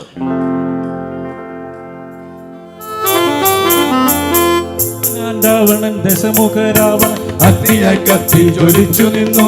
ക്രുദ്ധനാം രാവണൻ ദശമുഖ രാവണൻ അഗ്നിയായി കത്തി ജ്വലിച്ചു നിന്നു. രാജസഭാതലം നിശ്ചേഷ്ടമായി പിന്നൊരശനിപാദത്തിനിരമ്പലായി. രാജസഭാതലം നിശ്ചേഷ്ടമായി പിന്നൊരശനിപാദത്തിനിരമ്പലായി. മഹാരാജാവും രാജ്ഞിയും സീതയുടെ അന്തഃപുരത്തിൽ ഓടിയെത്തി. മകളെ, രാവണൻ സമ്മതിക്കുന്നില്ല. മണ്ഡപത്തിലേക്ക് വന്നേ മതിയാവൂ. രാവണൻ സമ്മതിക്കുന്നില്ല. പെട്ടെന്ന് ഊർമിള ഇടയ്ക്ക് കയറി. അച്ഛാ, എങ്ങനെയെങ്കിലും രാവണനെ പറഞ്ഞുവിട്, അല്ലാതെ അവിടേക്ക് വരാൻ അങ്ങ് ദേവിയെ നിർബന്ധിക്കരുതേ. പെട്ടെന്ന് മഹാറാണി ഇടയ്ക്ക് കയറി. ഊർമിളെ, നീ ഒരുത്തിയ ഇവിടെ നശിപ്പിക്കുന്നത്. സീതേ, ഈ ഊർമിളയുടെ വാക്ക് കേട്ട് നീ അച്ഛനെ ധിക്കരിക്കാണല്ലേ? ഊർമിളയ്ക്ക് വല്ലാത്ത ദുഃഖം തോന്നി. പെട്ടെന്നൊരു പരിചാരിക ഓടിക്കുന്ന ചെത്തി. മഹാരാജാവ് തിരുമനസ്സുകൊണ്ട് വിജയിച്ചാലും ലങ്കാധിപതി രാവണൻ ക്രുദ്ധനായി സാമന്തന്മാരായ ചില രാജാക്കന്മാരുമായി സഭാമണ്ഡപത്തിൽ നിന്നും ഇറങ്ങിപ്പോയി. ആ വാർത്ത എല്ലാവർക്കും ഒരാശ്വാസമായിരുന്നു. രാവണൻ പോയതോടെ മത്സരം വീണ്ടും ആരംഭിച്ചു. വീരന്മാരായ രാജാക്കന്മാർക്ക് ആ വില്ല് നനക്കാൻ പോലും കഴിഞ്ഞില്ല. പലരും പരാജിതരായി പരിക്കുറ്റി മാറിയിരുന്നു. ഏതോ പുതിയ അതിഥിയുടെ വരവരച്ചുകൊണ്ട് ഗോപുരമണി മുഴങ്ങുന്നു. ജടാവൽക്കലധാരിയായ ഒരു മഹർഷീശ്വരൻ. ഇതൊരു തേജസ്സാണ് ആ മുഖത്ത്. മുനികുമാരന്റെ വേഷമാണെങ്കിലും രാജകുമാരനെ പോലെ ഉണ്ട്. നോക്കൂ ഊർമിളെ. ഊർമിള ശ്രദ്ധിച്ചു. ആ കുമാരനെ അല്ല, ആ കുമാരന്റെ പിന്നാലെ വരുന്ന മറ്റേ കുമാരനെ. ഒരു ഉത്തമ പുരുഷന് വേണ്ട എല്ലാ ലക്ഷണങ്ങളും അവനെ തികഞ്ഞിരിക്കുന്നു. പൗരുഷം മുറ്റിയ മുഖഭാവം, സുന്ദരൻ, സുമുഖൻ. സുന്ദരനാണവൻ, ആയുവ കോമളൻ, ആരും കൊതിക്കുന്ന ആകാര സൗഭഗം. സുന്ദരനാണവൻ, ആയുവ കോമളൻ, ആരും കൊതിക്കുന്ന ആകാര സൗഭഗം. മോഹനരൂപൻ, മുനികുമാരനോ ഗന്ധർവനോ ഇവൻ ദേവകുമാരൻ. മോഹനരൂപൻ, മുനികുമാരനോ ഗന്ധർവനോ ഇവൻ ദേവകുമാരൻ. ജനക മഹാരാജൻ അതിഥികളെ അങ്ങേറ്റം ആദരവോടെ സ്വീകരിച്ചനയിച്ചു. അല്ലയോ മഹാമുനെ, അവിടുത്തെ പാദസ്പർശം കൊണ്ട് ഈ മിഥിലാപുരി ധന്യമായി, ഈ കൊട്ടാരം പവിത്രമായി. അങ്ങയോടൊപ്പം വന്നിരിക്കുന്ന ഈ കുമാരന്മാർ ആരൊക്കെയെന്നറിയാൻ ആകാംക്ഷയുണ്ട്. ഹേ ജനക മഹാരാജൻ, സൂര്യവംശത്തിലെ കുമാരന്മാരാണ് ഇവർ. അയോധ്യാധിപതി ദശരഥന്റെ പുത്രൻ ശ്രീരാമൻ. പിന്നാലെ വരുന്നത് അവന്റെ അനുജൻ ലക്ഷ്മണൻ. ലക്ഷ്മണൻ, ലക്ഷ്മണൻ. ഊർമിളയുടെ ചുണ്ടുകൾ ആ നാമം നിശബ്ദമായി ഉരുവിട്ടു. ഹേ രാജൻ, ഈ രാജവംശത്തിന്റെ പുരോഹിത ശ്രേഷ്ഠൻ ശതാനന്ദൻ എവിടെ? ജനക രാജവംശത്തിന്റെ പുരോഹിത ശ്രേഷ്ഠൻ ശതാനന്ദ ബ്രഹ്മർഷി പെട്ടെന്ന് മുമ്പിലേക്ക് കടന്നു വന്ന് വിശ്വാമിത്ര മഹർഷിയെ നമസ്കരിച്ചു. ഹേ ശതാനന്ദ, കാലങ്ങളായി കല്ലായി കഴിഞ്ഞ അഹല്യയ്ക്ക്, താങ്കളുടെ അമ്മയ്ക്ക് ശാപമോഷം കൊടുത്തിരിക്കുന്നു ഈ ശ്രീരാമൻ. അത് കേട്ടപ്പോൾ ശതാനന്ദ ബ്രഹ്മർഷിക്ക് എന്തെന്നില്ലാത്ത സന്തോഷം. എന്റെ അമ്മയ്ക്ക് ശാപമോഷം? എത്ര കാലം കിടന്നു കല്ലായി, മഞ്ഞും മഴയും വെയിലുമേറ്റ്. എന്റെ അമ്മയ്ക്ക് ശാപമോഷം, എന്റെ അമ്മയ്ക്ക് ശാപമോഷം. ശതാനന്ദ ബ്രഹ്മർഷിയിൽ നിന്നും ഇത്തരം വികാര പ്രകടനങ്ങൾ കണ്ടപ്പോൾ ആളുകൾക്ക് അത്ഭുതമായി. അവർ പരസ്പരം അടക്കം പറഞ്ഞു, എടാ നോക്ക് നോക്ക്, മാമണിയാന്ന് പറഞ്ഞിട്ട് എന്താ കാര്യം? മാതാവിനെ കുറിച്ച് കേട്ടപ്പോൾ നമ്മൾ സാധാരണക്കാരെ പോലെ ആയിരിക്കുന്നു. ശരിയാണ്, മാമനിയാണേലും മാതാവിനെ മറക്കാൻ കഴിയുമോ? 10 മാസം ചുമന്ന് നൊന്ത് പ്രസവിച്ച അമ്മയെ ആർക്കാണ് മറക്കാൻ കഴിയുക? Mother is a fact, father is a question of law. അമ്മ സത്യവും അച്ഛൻ നിയമം തീരുമാനിക്കേണ്ടതുമാണ്. അതുകൊണ്ടാണ് മനുസ്മൃതിയിൽ ഋഷി പറഞ്ഞിരിക്കുന്നു, അമ്മയ്ക്ക് തുലാഭാരത്തിന് തുല്യമാവാൻ മറുതട്ടിൽ 1000 അച്ഛന്മാർ വേണം. അമ്മയ്ക്ക് തുല്യമാവാൻ 1000 അച്ഛൻ വേണം. അമ്മയെന്നുള്ള നന്മ സത്യമല്ലോ. അമ്മയ്ക്ക് തുല്യമാവാൻ 1000 അച്ഛൻ വേണം. അമ്മയെന്നുള്ള നന്മ സത്യമല്ലോ. അമ്മിഞ്ഞ പാലോടൊപ്പം പകർന്നു നൽകിയ സ്നേഹവാത്സല്യങ്ങൾ മറക്കാൻ കഴിയുമോ? അമ്മിഞ്ഞ പാലോടൊപ്പം പകർന്നു നൽകിയ സ്നേഹവാത്സല്യങ്ങൾ മറക്കാൻ കഴിയുമോ? ഹേ രാജൻ, ഈ കുമാരന്മാർക്ക് ദൈവദത്തമായ ശൈവജാപം നേരിൽ ദർശിക്കണമെന്നുണ്ട്. തീർച്ചയായും നമുക്കതിൽ സന്തോഷമേ ഉള്ളൂ മഹാമനെ. രാമലക്ഷ്മണന്മാർ ആ പള്ളിവിലിനടുത്തെത്തി കുറെ നേരം നിർനിമേഷം നോക്കി നിന്നു. അപ്പം വിശ്വാമിത്ര മഹർഷി പറഞ്ഞു, രാമ, നീ ആ പള്ളിവിൽ ഉയർത്തി അതിൽ ഞാൻ ബന്ധിക്കൂ. ശ്രീരാമൻ വിശ്വാമിത്ര മഹർഷിയെ നമസ്കരിച്ചു. എന്നിട്ട് ആ പള്ളിവിലിനടുത്തെത്തി 3 വട്ടം പ്രദക്ഷിണം ചെയ്തു. ആ വില്ലിൽ തൊട്ട് നമസ്കരിക്കുന്നു. മത്സരത്തിൽ പങ്കെടുത്ത് പരിക്ക് പറ്റി മാറിയിരുന്ന വീരന്മാരായ രാജാക്കന്മാരുണ്ടല്ലോ, അവർ പരസ്പരം അടക്കം പറഞ്ഞു, പിന്നെ പള്ളിവില്ല് ഉയർത്താൻ വീരന്മാരായ നമുക്ക് പറ്റിയില്ല, പിന്നെ ഇത്തിരി പോകുന്ന ഈ ചെക്കന് കാണട്ടെ. ശ്രീരാമൻ ഒരു കാൽ മുമ്പോട്ട് വെച്ചു. ഇടം കൈകൊണ്ട് ദിവ്യകാന്തി ചെറുന്ന ആ ദൈവശാപം ഉയർത്തിയെടുത്ത് അതിന്റെ ഒരു തലക്കൽ ഞാൻ കെട്ടി, അല്പം വളച്ചു പിടിച്ച് ആ മറുതലക്കൽ ഞാൻ വലിച്ചു കെട്ടി. എന്നിട്ട് ഇടം കൈയിൽ ആ ശരാസനം എടുത്തുയർത്തി വലം കൈയാൽ ഞാൻ വലിച്ചു പിടിച്ച് അതിന്റെ ബലമൊന്ന് പരിശോധിച്ചു.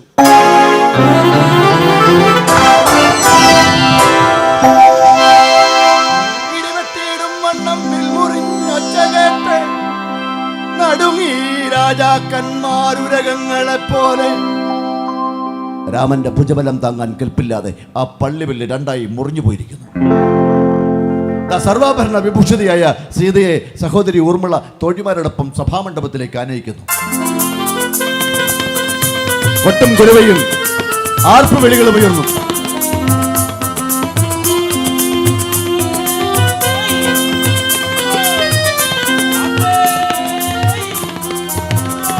നമ്രശിരസ്കിയായി മന്ദം മന്ദം സഭാമണ്ഡപത്തിലേക്ക് കടന്നു വന്ന മൈഥിലി തന്റെ കയ്യിലിരുന്ന വർണ്ണമാല്യം ശ്രീരാമന്റെ കഴുത്തിൽ എണീച്ചു. ഊർമിളയ്ക്ക് എന്തെന്നില്ലാത്ത സന്തോഷം തോന്നി. ലക്ഷ്മണൻ മുമ്പിലേക്ക് കടന്നു വന്ന് ജ്യേഷ്ഠനെയും ജ്യേഷ്ഠത്തെയും നമസ്കരിക്കുന്നു. ആ ഭാതൃഭക്തി കണ്ടപ്പോൾ ഊർമിളയുടെ ഹൃദയം അവൾ പോലും അറിയാതെ കോരിത്തിരിച്ചുപോയി. ഒരു മാത്ര അവനൊന്ന് നോക്കിയെങ്കിൽ ഒരു മന്ദസ്മിതമെന്നെ പുണർന്നുവെങ്കിൽ.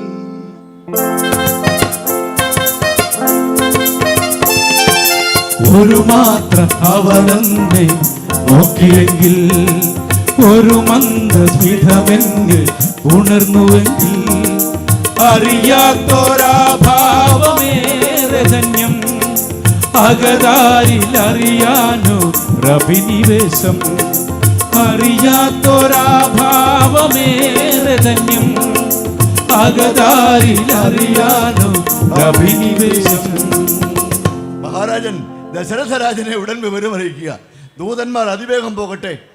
വസിഷ്ഠ ഭഗവാനോട് സന്നിഹിതനാകാൻ പ്രത്യേകം അഭ്യർത്ഥിക്കണം. വിവാഹങ്ങൾ നടക്കേണ്ടത് വസിഷ്ഠ ഭഗവാന്റെ കാർമ്മികത്വത്തിലായിരിക്കണം. വിവാഹങ്ങൾ എന്താണ് വിശ്വാമിത്ര മഹർഷി അതുകൊണ്ട് ഉദ്ദേശിച്ചത്?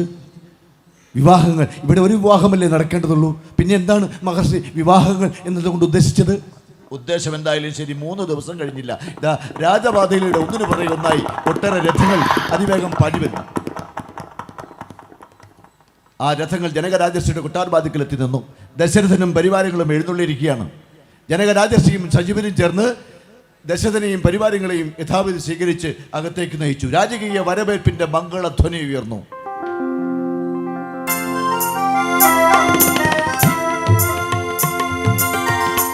ചക്രവർത്തിമാരും മുനിമാരും മന്ത്രിപ്രവരരും ഋഷിഭംഗമന്മാരും പൗരപ്രമുഖരും എല്ലാവരും കൂടിയിരുന്ന് ആലോചിച്ചു. വിവാഹത്തിന് മുഹൂർത്തം നിശ്ചയിച്ചു. ഒരു വിവാഹമല്ല, 4 വിവാഹങ്ങൾ ഒരേ വേദിയിൽ. ശ്രീരാമനും സീതയും, ഭരതനും മാണ്ഡവിയും, ലക്ഷ്മണനും ഊർമിളയും, ശത്രുഘ്നനും ശ്രുതകീർത്തിയും സുമുഹൂർത്തത്തിൽ അവർ ദമ്പതികളായി. വിവാഹം കഴിഞ്ഞ് എല്ലാവരും അയോധ്യയിലേക്ക് മടങ്ങി. അയോധ്യയിലെ അരമനയിൽ അലങ്കാരങ്ങളെ കൊണ്ട് മോടിയാർന്ന പള്ളിയേറിയിലെ പട്ടുമത്തയിൽ അതാ ഊർമിളയിരിക്കുന്നു. അവൾ ആലോചിച്ചു, വിവാഹശേഷവും ഞങ്ങൾ 4 കുമാരിമാർക്കും ഒരുമിച്ചൊരു കൊട്ടാരത്തിൽ കഴിയാൻ കഴിഞ്ഞത് എത്ര ഭാഗ്യം. രാമജ്യേഷ്ഠൻ്റെയോ അനുജന്മാരുടെയോ ദാസിമാരാകാൻ പോലും കൊതിക്കാത്ത കുമാരിമാരുണ്ടാവില്ല. അവരുടെ ധർമ്മപത്നികളാകാൻ കഴിഞ്ഞ ഞങ്ങൾ എത്ര ഭാഗ്യവതികളാണ്. ഊർമിളെ, ആരോ വിളിക്കുന്നു. വാതിക്കൽ വന്ന് നിൽക്കുന്നു ലക്ഷ്മണകുമാരൻ. അവൾ ഓടിച്ചെന്ന് ഭർത്താവിന്റെ കാലടികളിൽ നമസ്കരിക്കുന്നു. മുമ്പ് അങ്ങനെയാണ്, ഭാര്യമാര് ഭർത്താക്കന്മാരെ നമസ്കരിക്കും. ഇപ്പോഴോ ഇപ്പൊ ഭർത്താക്കന്മാരെ നമസ്കരിക്കും. മനഃപൂർവ്വമല്ല, ആ പരുവത്തിലായിക്കോട്ട് കയറി വരുന്നത്. എഴി ഭാര്യയെ നമസ്കരിച്ച് പോവുക. ശ്രീനാരായണ ഗുരുദേവൻ പറഞ്ഞിട്ടുണ്ട്, ദൈവത്തിനെ തൊഴാതെ ആത്മനാഥനെ തൊഴുത് എന്നുമേ എഴുന്നേൽപ്പവൾ പെയ്യെന്ന് ചൊല്ലിയിടയിൽ മഴ പെയ്തിടും.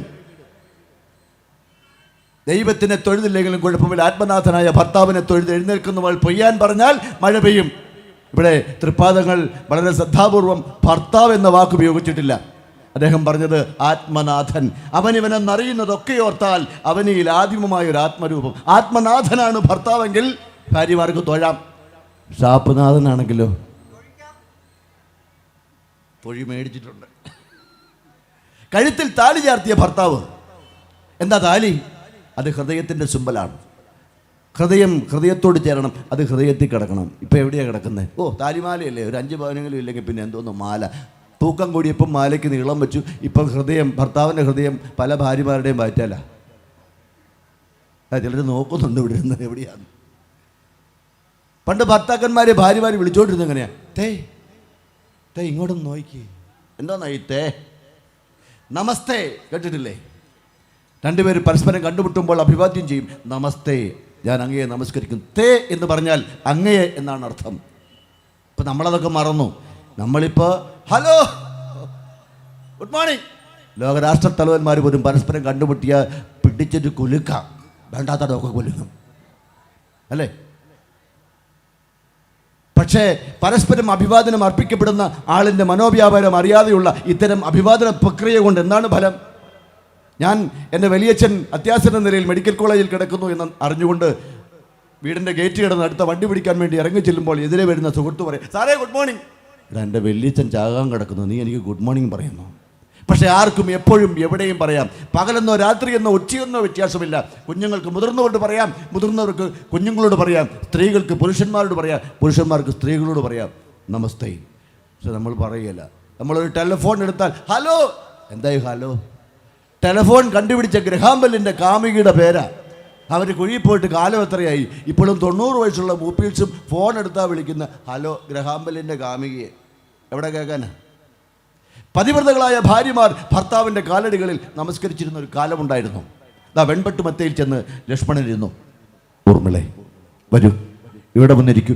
വേണ്ട, ഞാനിവിടെ നിന്നോളാം. ഇരിക്കാൻ മടി. നിർബന്ധം സഹിക്കവയ്യാതായപ്പോൾ അവൾ ചെന്ന പള്ളിമഞ്ചത്തിൽ ഇരുന്നു. അല്ല, ഇരിക്കാതിരുന്നു. മുട്ടാതിരുന്നവൾ തൊട്ടും തൊടാതെയും അരികിലും അകലത്തും അല്ലാതിരുന്നവൾ. മുട്ടാതിരുന്നവൾ തൊട്ടും തൊടാതെയും അരികിലും അകലത്തും അല്ലാതിരുന്നവൾ. എന്തോ പറഞ്ഞവൻ എന്താ പറഞ്ഞത്? എന്തെന്നറിയാത്ത വല്ലാത്ത ബന്ധനം. എന്തോ പറഞ്ഞവൾ എന്താ പറഞ്ഞത്? എന്തെന്നറിയാത്ത വല്ലാത്ത ബന്ധനം. ദിവസങ്ങൾ കടന്നു. അയോധ്യ മഹാരാജ്യം വീണ്ടും ഒരു ആഘോഷത്തിന് ഒരുങ്ങുകയാണ്.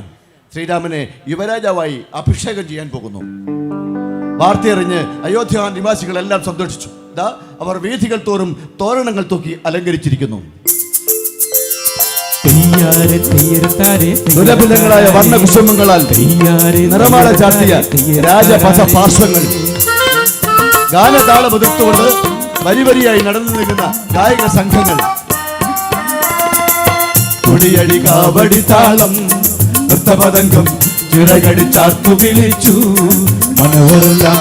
കൊടിയടി കാവടി താളം നൃത്തപതംഗം ചിറകടി ചാർത്തു വിളിച്ചു മനോഹരെല്ലാം.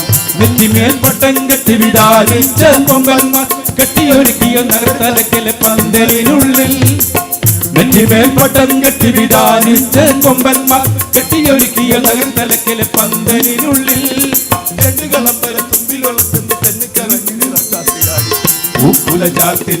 ചേലുള്ള സുന്ദരിമാർ കൊമ്പ് വിളിച്ചു കുഴൽ വിളിച്ചാടുന്ന കേളിതൻ കൂട്ടം. പൂക്കുലചാർത്തിന്റെ ചേലുള്ള സുന്ദരിമാർ കൊമ്പ് വിളിച്ചു കുഴൽ വിളിച്ചാടുന്ന കേളിതൻ കൂട്ടം.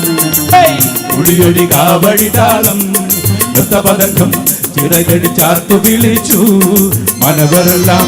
കുടിയടി കാവടി താളം നൃത്തപതംഗം ചിറകടി ചാർത്തു വിളിച്ചു മനവരെല്ലാം.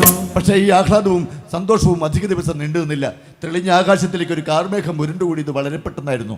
അതിന് കാരണക്കാരി മറ്റാരുമായിരുന്നില്ല, കൈകേയി മഹാറാണിയുടെ ധാത്രി മന്ധര. മന്ധരയുടെ ഏഷണിക്ക് വശമതിയായി കൈകേയി അഭിഷേക കർമ്മങ്ങൾ മുടക്കാൻ മഹാരാജാവിനോട് ആവശ്യപ്പെട്ടത് 2 വരങ്ങളായിരുന്നു. ഒന്ന്, ഭരതനെ യുവരാജാവായി അഭിഷേകം ചെയ്യണം.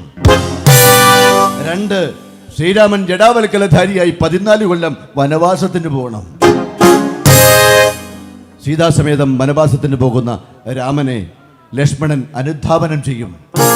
വിവരമറിഞ്ഞ അയോധ്യ നിവാസികൾ ദുഃഖിച്ചു. ആ വാർത്ത അറിഞ്ഞ് ഊർമിളയ്ക്കും ദുഃഖം സഹിക്കാനായില്ല. എങ്കിലും അടുത്ത നിമിഷം തന്നെ അവൾ ആശ്വസിക്കുകയും ചെയ്തു. കാട്ടിലായാലും മേട്ടിലായാലും ഭർത്താവിന്റെ സാമീപ്യമാണ് എനിക്ക് വലുത്. അദ്ദേഹത്തോടൊപ്പം ഞാനും പോകും. ജ്യേഷ്ഠന്റെ കൂടെ ജ്യേഷ്ഠത്തി ഉള്ളതുകൊണ്ട് എന്നെ കൂടെ കൊണ്ടുപോകാതിരിക്കത്തില്ല. തന്നെയല്ല, വിവാഹം കഴിഞ്ഞ് ഞങ്ങൾ എങ്ങും ഇതുവരെ പോയിട്ടില്ല. ആദ്യത്തെ യാത്ര അത് കാട്ടിലോട്ട് തന്നെ.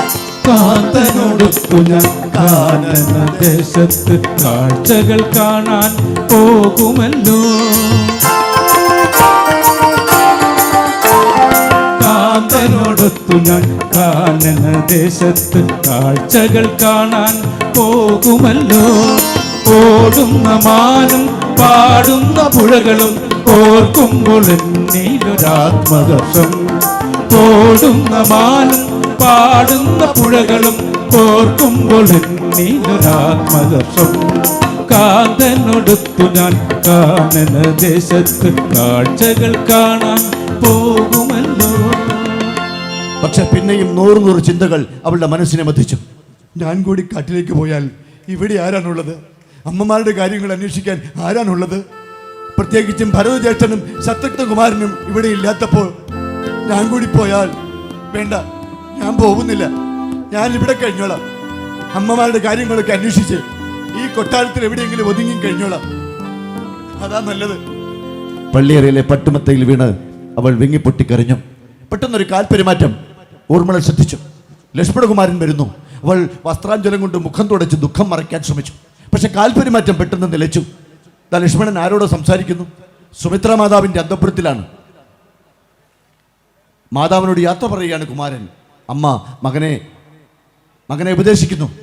മോനെ, കാട്ടിലേക്ക് പോകാൻ ഒരുങ്ങുന്ന എൻ്റെ മോനോട് ഈ അമ്മയ്ക്കൊരു കാര്യം പറയാനുണ്ട്.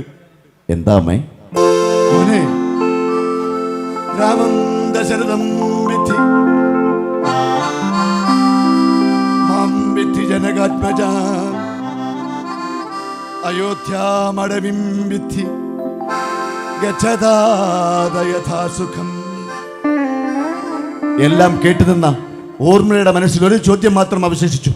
ജ്യേഷ്ഠനെ അച്ഛനെ പോലെയും ജ്യേഷ്ഠത്തി അമ്മയെ പോലെയും കാടിനെ അടവിയെ അയോധ്യയെ പോലെയും കണക്കാക്കാൻ മകനെ ഉപദേശിച്ച സുമിത്ര മാതാവ് ആ മകന്റെ ധർമ്മപത്നിയായ ഈ ഊർമിളയെ കുറിച്ച് മാത്രം എന്തേ ഒരക്ഷരം പറഞ്ഞില്ല? ലക്ഷ്മണൻ അമ്മയോട് യാത്ര പറഞ്ഞ് പുറത്തേക്കിറങ്ങി. ഒരു നിമിഷം എന്ത് വേണമെന്നറിയാതെ ഊർമിള പകച്ചു നിന്നു. അദ്ദേഹം ഇപ്പോഴിങ്ങെത്തും, എന്നെ അരികിലെത്തും. കൂടെ പോരാൻ പറഞ്ഞാൽ ഞാൻ എന്തു പറയും? ഒരിക്കലും ഭർത്താവിനെ ധിക്കരിക്കാൻ ഈ ഊർമിളയ്ക്കാവില്ല. വരട്ടെ, വന്നെന്നെ വിളിക്കട്ടെ. എല്ലാം പറഞ്ഞ് ഞാൻ അദ്ദേഹത്തെ ബോധ്യപ്പെടുത്തും. അദ്ദേഹത്തിന് മനസ്സിലാകും ഈ ഊർമിളയുടെ ആത്മനൊമ്പരം. വരട്ടെ, വന്നെന്നെ വിളിക്കട്ടെ.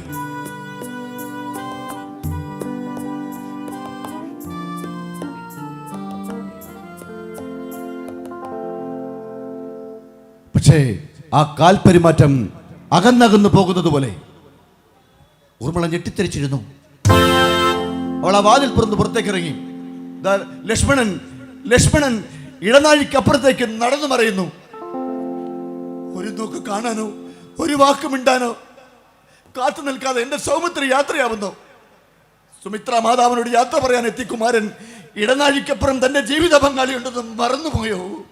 കരിങ്കല്ലിലും കഠിനമായ വരച്ചുള്ളവർ പോലും ഇത്ര ക്രൂരമായി പെരുമാറുമോ? പ്രിയമുള്ളവരെ, ലക്ഷ്മണൻ പോയി. ഊർമിള കാത്തിരുന്നു. ഇങ്ങനെ അവഗണിക്കുന്ന പുരുഷന് വേണ്ടി കാത്തിരുന്ന് ജീവിതം ഹോമിക്കാൻ ഈ ലോകത്ത് ഊർമിളയ്ക്കല്ലാതെ മറ്റൊരു സ്ത്രീക്കും കഴിയില്ല.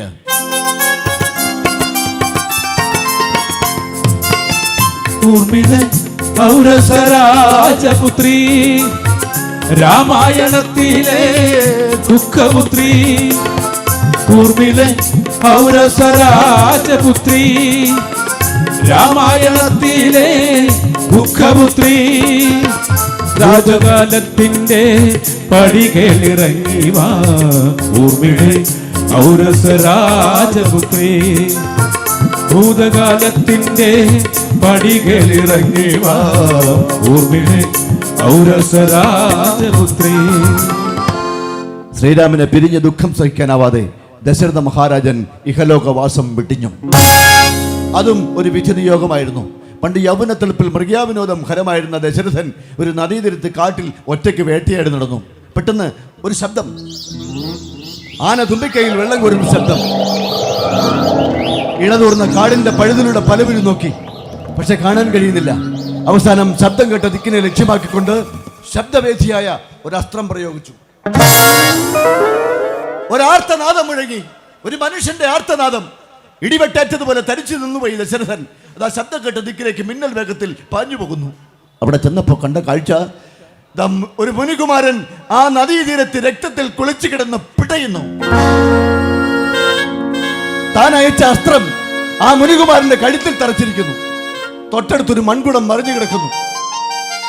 ദശരഥനെ കണ്ടപ്പോൾ ആ മുനികുമാരൻ ചോദിച്ചു, രാജൻ, എന്നെ ഇങ്ങനെ ശിക്ഷിക്കാനും മാത്രം ഞാൻ എന്ത് കുറ്റമാണ് ചെയ്തത്? രാജൻ, അങ്ങേക്ക് ഞാൻ എന്ത് ദ്രോഹമാണ് ചെയ്തത്? മുനികുമാര, മാപ്പ്. അറിഞ്ഞുകൊണ്ട് ചെയ്തതല്ല. ശബ്ദം കേട്ടപ്പോൾ ആന തുമ്പിക്കയിൽ വെള്ളം നിറയ്ക്കുന്നതാണെന്ന് കരുതി. മുനികുമാരൻ മൺകുടത്തിൽ വെള്ളം നിറച്ചതാണെന്ന് ഞാൻ മനസ്സിലാക്കിയില്ല. രാജൻ, വനാന്തർഭാഗത്ത് ആശ്രമത്തിൽ ദാഹിച്ചു വലഞ്ഞിരിക്കുന്ന, കണ്ണു കാണാൻ വയ്യാത്ത എന്റെ മാതാപിതാക്കൾക്ക് വേണ്ടി ഇറ്റ് ദാഹജലത്തിന് വന്നതാണ് ഞാൻ. അവർക്കിനി ആരാണുള്ളത്? രാജൻ, എനിക്ക് വേദന സഹിക്കാനാവുന്നില്ല. ഈ ബാണമൊന്ന് പറിച്ചു കളയൂ. എന്നിട്ട് ആശ്രമത്തിൽ ദാഹിച്ചു വലഞ്ഞിരിക്കുന്ന അന്ധനായ എന്റെ മാതാപിതാക്കൾക്ക് അങ്ങിട്ട് ദാഹജലം കൊണ്ട് കൊടുത്താലും. ഉറയ്ക്കുന്ന വിരലുകൾ ആ മുനികുമാരന്റെ നേർക്ക് നീണ്ടു. മുനികുമാരന്റെ കഴുത്തിൽ നിന്നും ദശരഥൻ അസ്ത്രം പിഴുതെടുത്ത് ദൂരെ എറിഞ്ഞു. ആ മുനികുമാരൻ അന്ത്യശ്വാസം വലിച്ചു. വനാന്തർഭാഗത്ത് ആശ്രമത്തിൽ ദാഹിച്ചു വലഞ്ഞിരുന്ന വൃദ്ധ ദമ്പതികൾ, ആ താപസ ദമ്പതികൾ ആരുടെ കാൽപരിമാറ്റം കിട്ടി ശ്രദ്ധിച്ചു. ഉണ്ണി, എന്താ താമസിച്ചത്? എവിടെ വെള്ളം? ദശരഥൻ തന്റെ കയ്യിലിരുന്ന വെള്ളം നിറച്ച മൺകുടം ആ താപസന്റെ കയ്യിലേക്ക് വെച്ചു കൊടുത്തു. ആർത്തിയോടെ അവരത് വാങ്ങിക്കുടിച്ചു. ഉണ്ണി, എവിടെയായിരുന്നു ഇതുവരെ?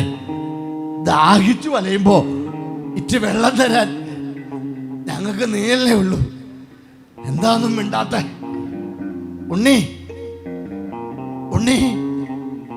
അറിയാതെ ചെയ്തു പോയ അപരാധം പുറത്ത് മാപ്പ് തന്നാലും. ആരാ അത്? ആരാ? ഉണ്ണി എവിടെ? ദശരഥൻ നടന്ന സംഭവമെല്ലാം വിവരിച്ചു. ആ താപസ ദമ്പതികൾക്ക് അത് താങ്ങാനുള്ള ശക്തി ഉണ്ടായില്ല. അവരുടെ നിർദ്ദേശമനുസരിച്ച് നദീതീരത്ത് ദശരഥൻ ഒരു ചിത കൂട്ടി ആ മുനികുമാരന്റെ ദേഹം സംസ്കരിച്ചു. മകന്റെ വേർപാടിൽ മനംനൊന്ത ആ വൃദ്ധ ദമ്പതികൾ ആളിക്കത്തുന്ന മകന്റെ ചിതയിൽ ചാടി ജീവത്യാഗം ചെയ്തു. മരിക്കുന്നതിന് മുമ്പ് ആ വൃദ്ധ താപസൻ ദശരഥനെ ശപിച്ചു. നീയും പുത്രദുഃഖത്താൽ മരിക്കാൻ ഇടവരട്ടെ. മനുശാപം ഫലിച്ചു. ദശരഥനും പുത്രദുഃഖത്താൽ ഇഹലോകവാസം വിട്ടിഞ്ഞു. പുത്രവിയോഗത്താൽ നീരും മനസ്സിന്റെ അത്തലറിഞ്ഞു വന്നാം നൃപേന്ദ്രനും. പുത്രവിയോഗത്താൽ നീരും മനസ്സിന്റെ അത്തലറിഞ്ഞു വന്നാം നൃപേന്ദ്രനും.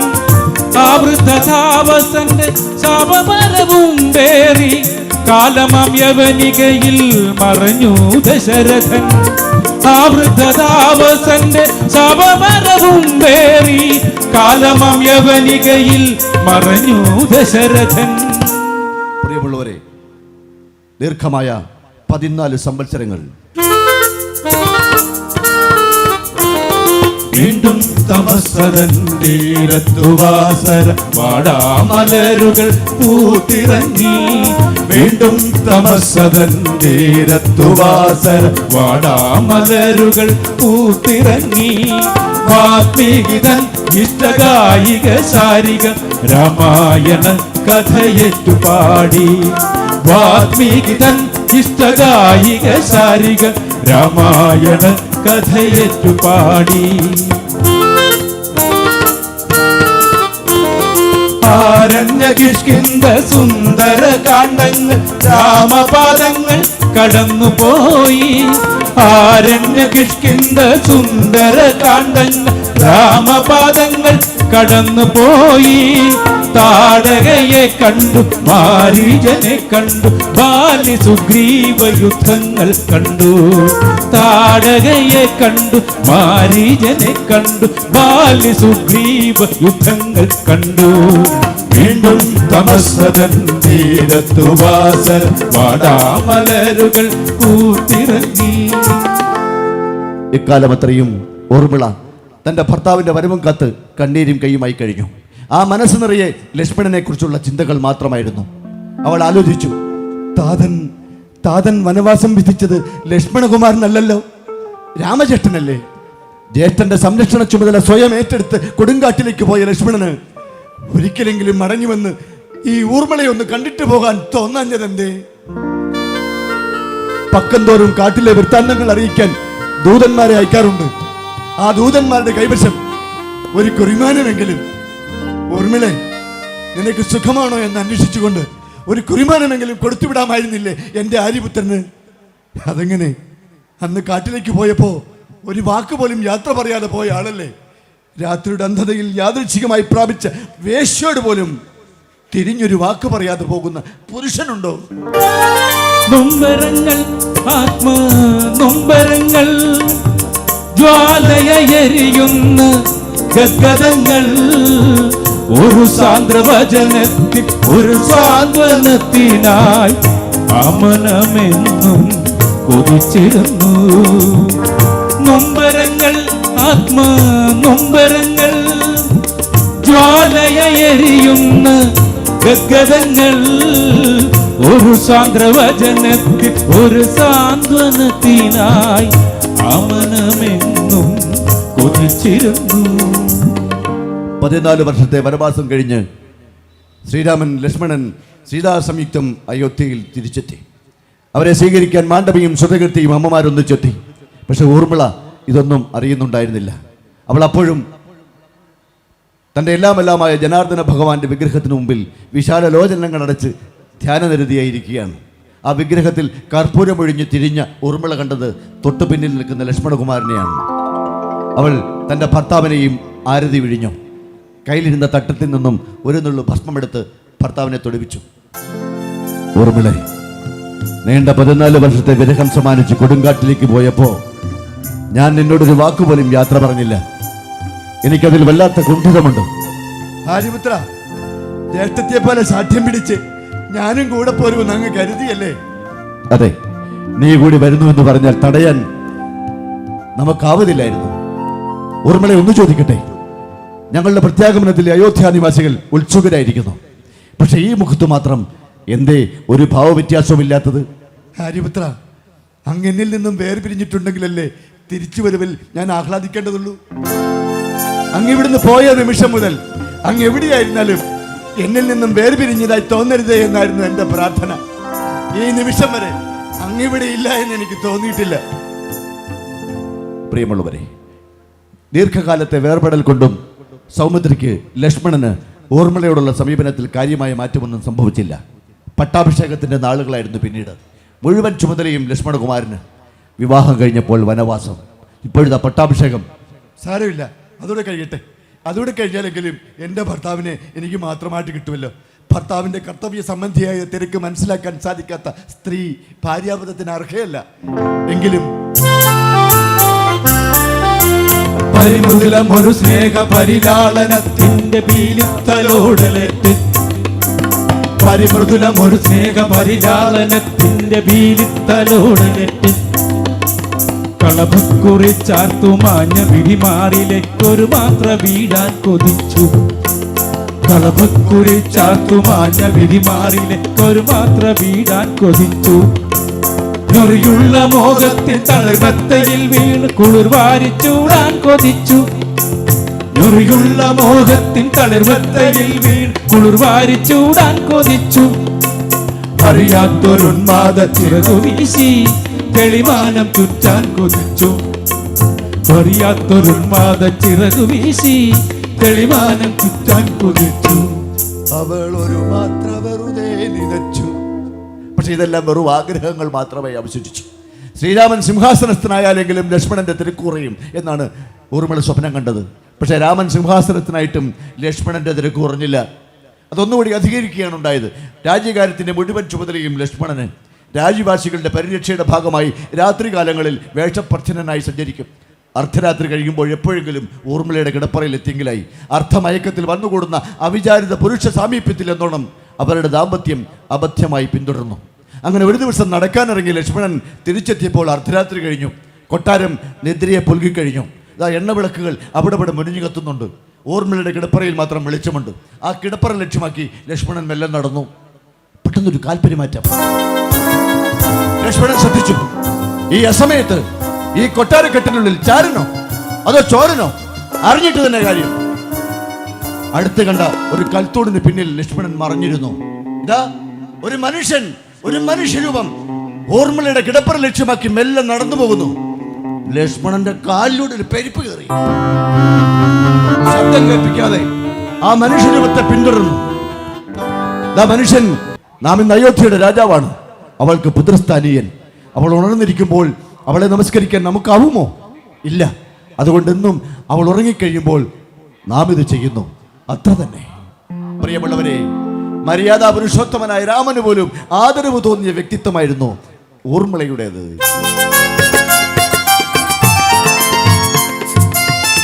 ഊർമിള ഔരസരാജപുത്രി, ത്രേതായുഗത്തിലെ ആര്യപുത്രി.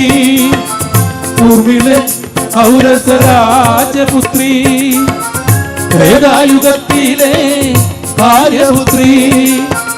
രാജപദങ്ങളിൽ എന്നും ജ്വലിക്കട്ടെ അഗ്നിനക്ഷത്രമായി നിന്റെ നാമം.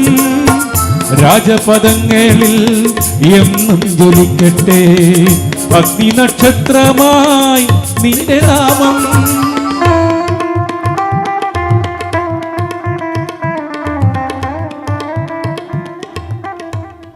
കാലചക്രം പിന്നെയും പലവരു കറങ്ങി.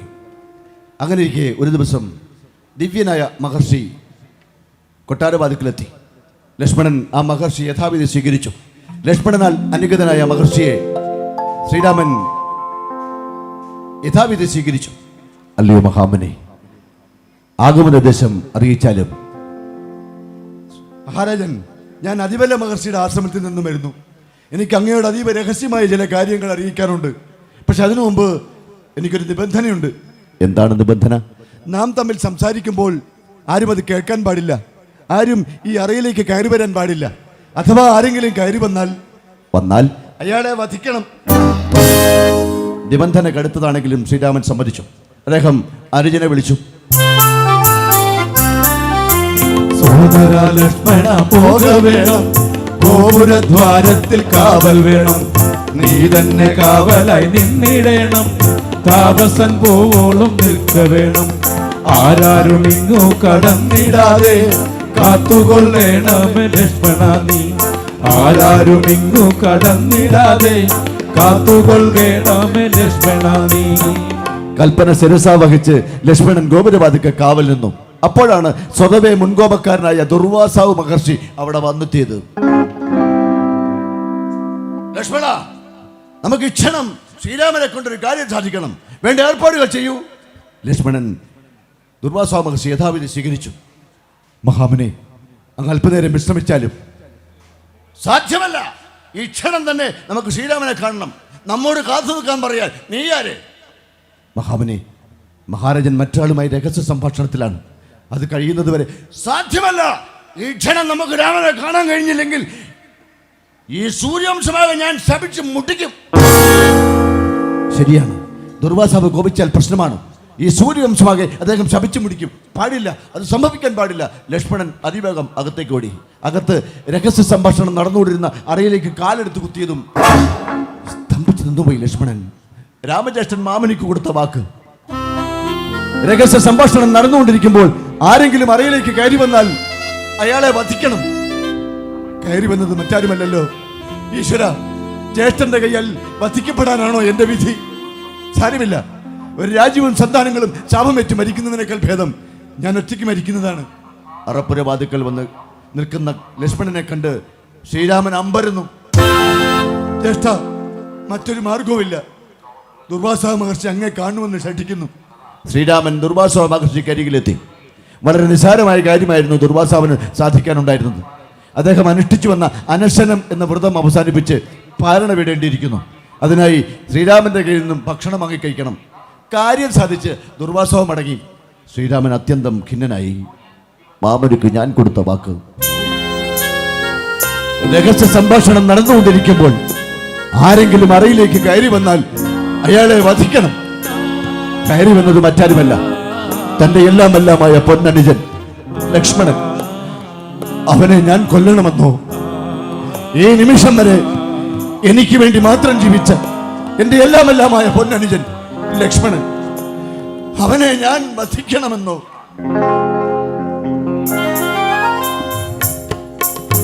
എന്താണു കരണീയമായി? ആ മനമാകെ പിടഞ്ഞു. ഇനി എന്താണ് കരണീയമായി? പ്രിയനായ ലക്ഷ്മണനിന്ന് ഞാൻ മരണം വിധിക്കണമെന്നോ? പ്രിയനായ ലക്ഷ്മണനിന്ന് ഞാൻ മരണം വിധിക്കണമെന്നോ? ശ്രീരാമൻ കുലഗുരുവായ വസിഷ്ഠന്റെ ഉപദേശം തേടി. രാമേന്ദ്ര, പ്രിയജന വധവും പ്രിയജന പരിത്യാഗവും സമാനമാണ്. നിഗ്രഹത്തിന് തുല്യമാണ് നിരാസനം. അതുകൊണ്ട് ബഹുജനങ്ങൾക്ക് മുമ്പിൽ വെച്ച് നീ എന്നേക്കുമായി ലക്ഷ്മണനെ ഉപേക്ഷിക്കുക. ശ്രീരാമനാൽ പരിത്യജിക്കപ്പെട്ട ലക്ഷ്മണൻ അവസാനമായി യാത്ര പറയാൻ തൻ്റെ എല്ലാമെല്ലാമായ ധർമ്മപത്നി ഊർമിളയുടെ കിടപ്പറയിലെത്തി. പക്ഷേ ഊർമിള ഇതൊന്നും അറിയുന്നുണ്ടായിരുന്നില്ല. തൻ്റെ ഭർത്താവിൻ്റെയും കുടുംബത്തിൻ്റെയും സകലവിധ സൗഭാഗ്യത്തിനും വേണ്ടി അവൾ അപ്പോഴും പ്രാർത്ഥനാനിരതിയായി ഇരിക്കുകയാണ്. അവൾ കരികിലെത്തിയ ലക്ഷ്മണൻ ഏറെ നേരം അവളെ തന്നെ നിർനിമേഷം നോക്കി നിന്നു. എന്നിട്ട് അവൾ കരികിലെത്തി ഇരു ചുമലുകളിലും പിടിച്ചു മെല്ലെ എഴുന്നേൽപ്പിച്ചു. ആ കണ്ണുകളിലേക്ക്, ആ മുഖത്തേക്ക് അവാച്യമായ ഭാവസാന്ദ്രതയോടെ ഏറെ നേരം നോക്കി നിന്നു. വിവാഹത്തിന്റെ ആദ്യ നാളുകളിൽ പോലും പ്രകടിപ്പിച്ചിട്ടില്ലാത്ത ഹൃദയാകർഷകമായ പെരുമാറ്റം അത് ഊർമിളയെ ഏറെ വിസ്മയിപ്പിച്ചു. ഊർമിളെ, നീണ്ട 14 വർഷത്തെ വിരഹം സമ്മാനിച്ച് കൊടുങ്കാട്ടിലേക്ക് പോയപ്പോ ഞാൻ നിന്നോടൊരു വാക്കുപോലും യാത്ര പറഞ്ഞില്ല. എന്നാൽ ഇന്ന് എൻ്റെ എല്ലാമെല്ലാമായ ധർമ്മഭക്തി ഊർമിളയോട് ഈ ലക്ഷ്മണൻ യാത്ര പറയുകയാണ്. ആര്യപുത്ര, അങ്ങ് യാത്ര പറയുന്നു. അങ്ങ് എങ്ങോട്ടാണ് പോകുന്നത്? എനിക്കൊന്നും മനസ്സിലാവുന്നില്ല. ലക്ഷ്മണൻ നടന്ന സംഭവമെല്ലാം വിവരിച്ചു. ഊർമിളയ്ക്ക് ഇത് താങ്ങാനുള്ള ശക്തി ഉണ്ടായില്ല. ഊർമിളെ, ജ്യേഷ്ഠന്റെ വാക്ക് പാലിക്കാൻ ഞാൻ മരണം വരിച്ചേ മതിയാവൂ. ആര്യപുത്ര,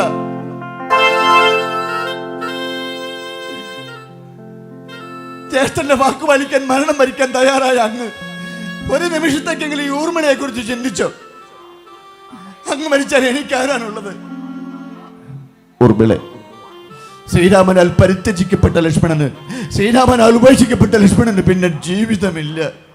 ആര്യപുത്ര, അങ്ങ് മരണം സ്വയം ചോദിച്ചു വാങ്ങിയതല്ലേ?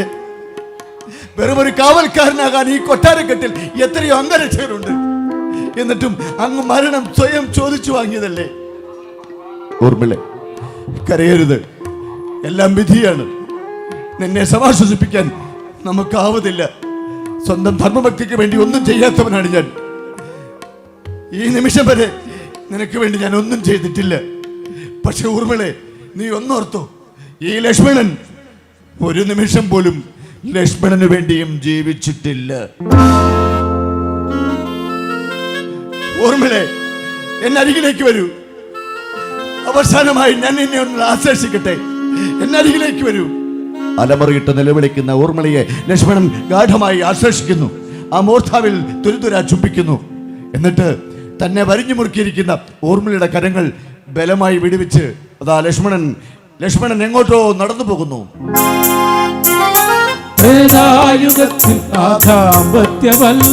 താമസിലൊടുങ്ങുകയായിരുന്നു. ത്രേതായുഗത്തിൽ ആ ദാമ്പത്യവല്ലർ താമസിലൊടുങ്ങുകയായിരുന്നു. കാന്തമാമൊരു സ്നേഹഗാഥ കൂടി വിസ്മൃതിയിൽ അലിയുകയായിരുന്നു. കാന്തമാമൊരു സ്നേഹഗാഥ കൂടി വിസ്മൃതിയിൽ അലിയുകയായിരുന്നു. സകല പാപങ്ങളും തന്നിൽ ലയിപ്പിച്ച് പാഞ്ഞു പോകുന്ന സരയൂ നദി. ആ നദി ലക്ഷ്യമൊക്കെ കൊണ്ടതാ ലക്ഷ്മണൻ നടന്നു പോകുന്നു. പിന്നാലെ അലവറയിട്ടുകൊണ്ട് ഊർമിളയും. വിവരമറിഞ്ഞ് അവിടെ തടിച്ചുകൂടിയ ജനങ്ങൾ ഉറക്കെ നിലവിളിക്കുന്നു. പോകരുത്,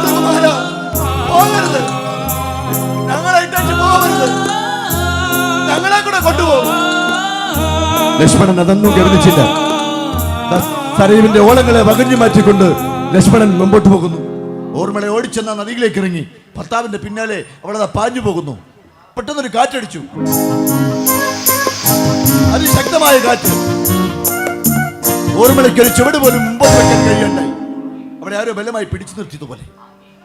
അങ്ങ് ദൂരെ ആ സലിലങ്ങൾക്ക് മുകളിൽ ലക്ഷ്മണന്റെ ശിരസ് ഒരു പൊട്ടുപോലെ. ക്രമേണ ആ ദൃശ്യവും അദൃശ്യമായി. ആ മഹാരഥനെ ജലധി എന്നേക്കുമായി ഏറ്റുവാങ്ങി.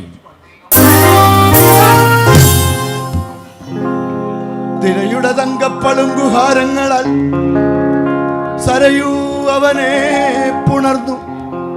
ത്രേതായുഗത്തിന്റെ സൗവർണ പഥങ്ങളിൽ ലക്ഷ്മണനാമമൊരു മന്ത്രമായി.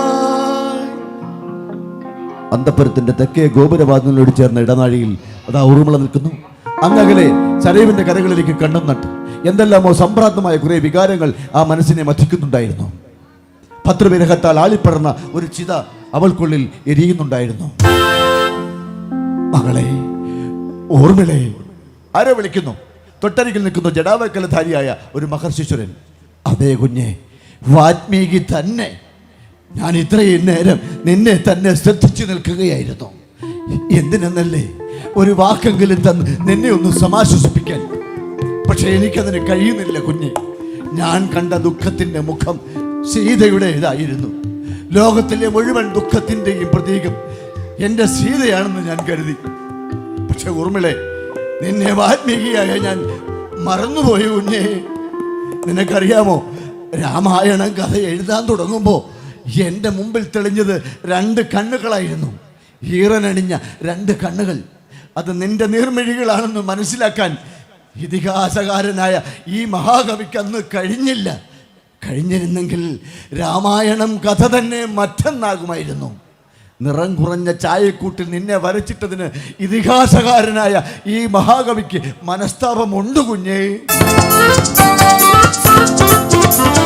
രാമായണം കഥ എഴുതുവാൻ ഞാൻ എൻ്റെ കുടജാങ്കണത്തിൽ ചെന്നിരുന്നു. രാമായണം കഥ എഴുതുവാൻ ഞാൻ എൻ്റെ കുടജാങ്കണത്തിൽ ചെന്നിരുന്നു. നീർമിഴികൾ കണ്ടു, നീർമിഴികൾ ഊർമിളേ നീ തന്നെയായിരുന്നു. നീർമിഴികൾ കണ്ടു, നീർമിഴികൾ ഊർമിളേ നീ തന്നെയായിരുന്നു. നിന്റെ ദുഃഖങ്ങളെ നെഞ്ചോടു ചേർത്തെങ്കിൽ സീതയില്ല, രാമനില്ല. സീതയില്ല, രാമനില്ല, പിന്നെ രാമായണത്തിൻ കഥയുമില്ല. സീതയില്ല, രാമനില്ല, പിന്നെ രാമായണത്തിൻ കഥയുമില്ല. രാമായണം കഥ എഴുതുവാൻ ഞാൻ എൻ്റെ കുടജാങ്കണത്തിൽ ചെന്നിരുന്നു. രാമായണം കഥ എഴുതുവാൻ ഞാൻ എൻ്റെ കുടജാങ്കണത്തിൽ ചെന്നിരുന്നു. നീർമിഴികൾ കണ്ടു, നീർമിഴികൾ ഊർമിളേ നീ തന്നെയായിരുന്നു. നീർമിഴികൾ കണ്ടു, നീർമിഴികൾ ഊർമിളേ നീ തന്നെയായിരുന്നു. ബഹുമാന്യരെ, കഥ അവസാനിക്കുന്നു. ഇത്രയും നേരം എന്നെ സശ്രദ്ധം ശ്രമിച്ച നിങ്ങൾക്ക് ഓരോരുത്തർക്കും, മനോഹരമായ ശബ്ദ സജ്ജീകരണം ഒരുക്കിയ മാന്യ സുഹൃത്തുക്കൾക്കും, അവസരമൊരുക്കി തന്ന മണ്ണാർശാല ക്ഷേത്ര ഭരണസമിതി അംഗങ്ങൾക്കും, പ്രിയങ്കരനായ ബ്രഹ്മശ്രീ ശ്രീ ശ്രീജിത്ത് നമ്പൂതിരിക്കും എൻ്റെയും എൻ്റെ സഹപ്രവർത്തകരുടെയും ഹൃദയം നിറഞ്ഞ നന്ദി, നമസ്കാരം.